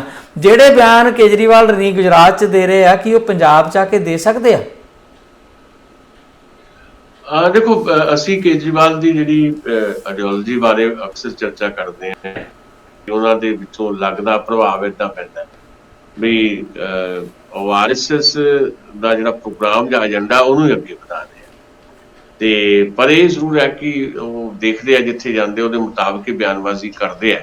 ਪਰ ਹੁਣ ਤੱਕ ਦੀ ਜਿਹੜੀ ਪ੍ਰਕਿਰਿਆ ਰਹੀ ਆ ਉਹਨਾਂ ਦੀ, ਅਮਲ ਰਿਹਾ ਵਿਚਾਰਧਾਰਕ ਤੌਰ ਦੇ ਉੱਤੇ, ਏਦਾਂ ਨਹੀਂ ਲੱਗਦਾ ਵੀ ਹਾਂ ਵੀ ਉਹ ਜੋ ਕਹਿੰਦੇ ਆ ਪੰਜਾਬ ਦੇ ਵਿੱਚ ਇਸ ਜਾਂ ਬਾਕੀ ਦੇਸ਼ ਦੇ ਹਿੱਸੇ ਦੇ ਵਿੱਚ, ਤੇ ਉਹ ਵੱਖਰੇ ਥਾਵਾਂ ਤੇ ਵੱਖਰਾ ਸਟੈਂਡ ਲੈਂਦੇ ਆ। ਪਰ ਓਵਰਆਲ ਜਿਹੜਾ ਸਟੈਂਡ ਜਿਹੜਾ ਆ ਉਹ ਬਿਲਕੁਲ ਮੇਲ ਖਾਂਦਾ ਆਰਐਸਐਸ ਦੇ ਏਜੰਡੇ ਨਾਲ ਮੇਲ ਖਾਂਦਾ। ਇਸ ਕਰਕੇ ਗੁਜਰਾਤ ਦੇ ਵਿੱਚ ਨਤੀਜੇ ਤੈਅ ਕਰਨਗੇ। ਕੋਈ ਮੈਨੂੰ ਲੱਗਦਾ ਤਾਂ ਨਹੀਂ ਵੀ ਬਹੁਤ ਵੱਡੇ ਪੱਧਰ ਦੇ ਉੱਤੇ ਆਮ ਆਦਮੀ ਪਾਰਟੀ ਜਿਹੜੀ ਆ ਉਹ ਕਾਂਗਰਸ ਨੂੰ ਬਿਲਕੁਲ ਹੀ ਧੱਕ ਦੇਗੀ ਜਿੱਦਾਂ ਦਿੱਲੀ 'ਚ ਧੱਕ ਦਿੱਤਾ ਹੈ। ਪਰ ਫਿਰ ਵੀ ਕੁਝ ਹੱਦ ਤੱਕ ਜਿਹੜਾ ਆਮ ਆਦਮੀ ਪਾਰਟੀ ਦਾ ਪ੍ਰਭਾਵ ਉੱਥੇ ਦਿਖਾਈ ਦੇ ਰਿਹਾ। ਖਾਸ ਤੌਰ ਤੇ ਸੂਰਤ ਦੇ ਵਿੱਚ ਉਹਨਾਂ ਨੇ 27 ਦੇ ਕਰੀਬ ਕੌਂਸਲ ਦੀਆਂ ਸੀਟਾਂ ਵੀ ਜਿੱਤੀਆਂ ਪਹਿਲਾਂ, ਤੇ ਉਹਨਾਂ ਨੂੰ ਇੱਕ ਸੰਭਾਵਨਾ ਦਿਖਾਈ ਦੇ ਰਹੀ ਹੈ। ਜੇ ਉਹਦੇ 'ਚ ਮਦਦ ਹੋ ਜਾਂਦੀ ਹੈ, ਮਤਲਬ ਅੰਦਰ ਖਾਤੇ ਆਰਐਸਐਸ ਮਦਦ ਕਰਦੀ ਹੈ ਵੀ ਹਾਂ ਅਸੀਂ ਇੱਕ ਬਦਲ ਦੇ ਤੌਰ ਦੇ ਉੱਤੇ ਆਉਣ ਵਾਲੇ ਸਮੇਂ ਦੇ ਵਿੱਚ 2024 ਤਾਂ ਮੈਂ ਮੰਨਦਾ ਨਹੀਂ, 2029 ਨੂੰ ਮੈਂ ਧਿਆਨ 'ਚ ਰੱਖਦਾ ਵੀ 2029 ਤੱਕ ਅਸੀਂ ਕੋਈ ਬਦਲ ਜਿਹੜਾ ਲੈ ਕੇ ਆਉਣਾ ਹੈ ਤੇ ਸ਼ਾਇਦ ਅਸੀਂ ਹੋਰ ਅੱਗੇ ਵਾਧਾ ਦੇਖਾਂਗੇ ਅਰਵਿੰਦ ਕੇਜਰੀਵਾਲ ਜੀ। ਜੀ 2029 ਅਜੇ ਬਹੁਤ ਦੂਰ ਹੈ, ਪਰ ਮੈਨੂੰ ਲੱਗਦਾ ਹੈ ਕਿ ਜੇ ਆਰਐਸਐਸ ਚਾਹਵੇ, ਜਿੱਦਾਂ ਤੁਸੀਂ ਕਹਿ ਰਹੇ ਹੋ ਕਿ ਮਦਦ ਹੋ ਜਾਵੇ, ਜੇ ਅੰਨਾ ਹਜ਼ਾਰੇ ਦੇ ਮੂਵਮੈਂਟ ਦੇ ਵਿੱਚ ਇੱਕ ਅਧਿਕ ਸ਼ਕਤੀ ਦੇ ਤੌਰ ਤੇ ਏਡਾ ਵੱਡਾ ਰੋਲ ਅਦਾ ਕਰ ਦਿੱਤਾ ਆਪਣੀ ਆਰਐਸਐਸ ਨੇ, ਜਿਹਦੇ ਹੁਣ ਸਾਨੂੰ ਸਮਝ ਆਉਣ ਲੱਗੀਆਂ। ਉਦੋਂ ਤੇ ਸਭ ਲੋਕ ਭਾਵੁਕਤਾ ਦੇ ਵਹਿਣ 'ਚ ਵਹਿ ਹੋਏ ਸੀ, ਸਾਰੇ ਲੋਕ ਮੈਂ ਵੀ ਅੰਨਾ ਕਰਦੇ ਫਿਰਦੇ ਸੀ। ਇੱਥੇ ਅਸੀਂ ਸਮਝ ਨਹੀਂ ਆਉਂਦੀ ਵੀ ਕਈ ਵਾਰ ਆਪਣੇ ਕੀਤੇ ਦਾ ਹੀ ਪਛਤਾਵਾ ਹੁੰਦਾ। ਇੱਥੇ ਮੀਟਿੰਗਾਂ ਹੁੰਦੀਆਂ ਰਹੀਆਂ ਮੈਂ ਵੀ ਅੰਨਾ ਵਾਲੀਆਂ, ਤੇ ਹੁਣ ਉਹੀ ਅੰਨਾ ਸਾਨੂੰ ਕਿਤੇ ਨਜ਼ਰ ਨਹੀਂ ਆਉਂਦਾ। ਤੇ ਕਈ ਕੁਝ ਇਸ ਤਰ੍ਹਾਂ ਹੁੰਦਾ। ਤੇ ਜੇ ਉਹ ਬੂਥ ਬੀਜੇਪੀ ਦੀ ਥਾਂ ਤੇ ਆਰਐਸਐਸ ਵਾਲੇ ਕੇਜਰੀਵਾਲ ਹੋਰਾਂ ਦੇ ਸੰਭਾਲ ਲੈਂਦੇ ਆ ਤੇ ਕੋਈ ਵੱਡੀ ਗੱਲ ਵੀ ਨਹੀਂ ਹੋਏਗੀ ਕਿ ਗੁਜਰਾਤ ਹੁਣੇ ਹੀ ਢਹਿ ਢੇਰੀ ਹੋ ਜਾਏ ਬੀਜੇਪੀ ਤੋਂ, ਕੋਈ ਵੱਡੀ ਗੱਲ ਨਹੀਂ ਹੁੰਦੀ। ਦੇਖੋ, ਬਹੁਤ ਕੁਝ ਪਿਆ ਥੱਲੇ, ਕੀ ਕੁਝ ਵਾਪਰ ਰਿਹਾ ਆਪਾਂ ਨੂੰ ਇੱਥੇ ਪੰਜਾਬ 'ਚ ਕਿਹੜੀ ਸੁਰਤ ਰਹੀ ਆਪਾਂ ਨੂੰ। ਕਿਸੇ ਨੇ ਸੋਚਿਆ ਵੀ ਪੰਜਾਬ 'ਚ ਐਡਾ ਹੀ ਵੱਡੇ ਪੱਧਰ ਦੇ ਉੱਤੇ ਆਮ ਆਦਮੀ ਪਾਰਟੀ ਜਿਹੜੀ ਹੈ ਉਹ ਪਰਫਾਰਮ ਕਰ ਸਕੇਗੀ। ਸੋ ਇਹ ਪੋਸੀਬਿਲਿਟੀਜ਼ ਹੈ ਸਾਰੀਆਂ, ਇਹਦੇ ਤੇ ਆਪਾਂ ਆਉਣ ਦੇ ਦਿਨਾਂ 'ਚ ਚਰਚਾ ਕਰਾਂਗੇ। ਬਹੁਤ ਬਹੁਤ ਸ਼ੁਕਰੀਆ ਤੁਹਾਡਾ ਦਸਾਂਝ ਸਾਹਿਬ, ਧੰਨਵਾਦ। ਮਿਲਦੇ ਆ ਜੀ ਅਗਲੇ ਪ੍ਰੋਗਰਾਮ 'ਚ। ਮਿਹਰਬਾਨੀ, ਸ਼ੁਕਰੀਆ।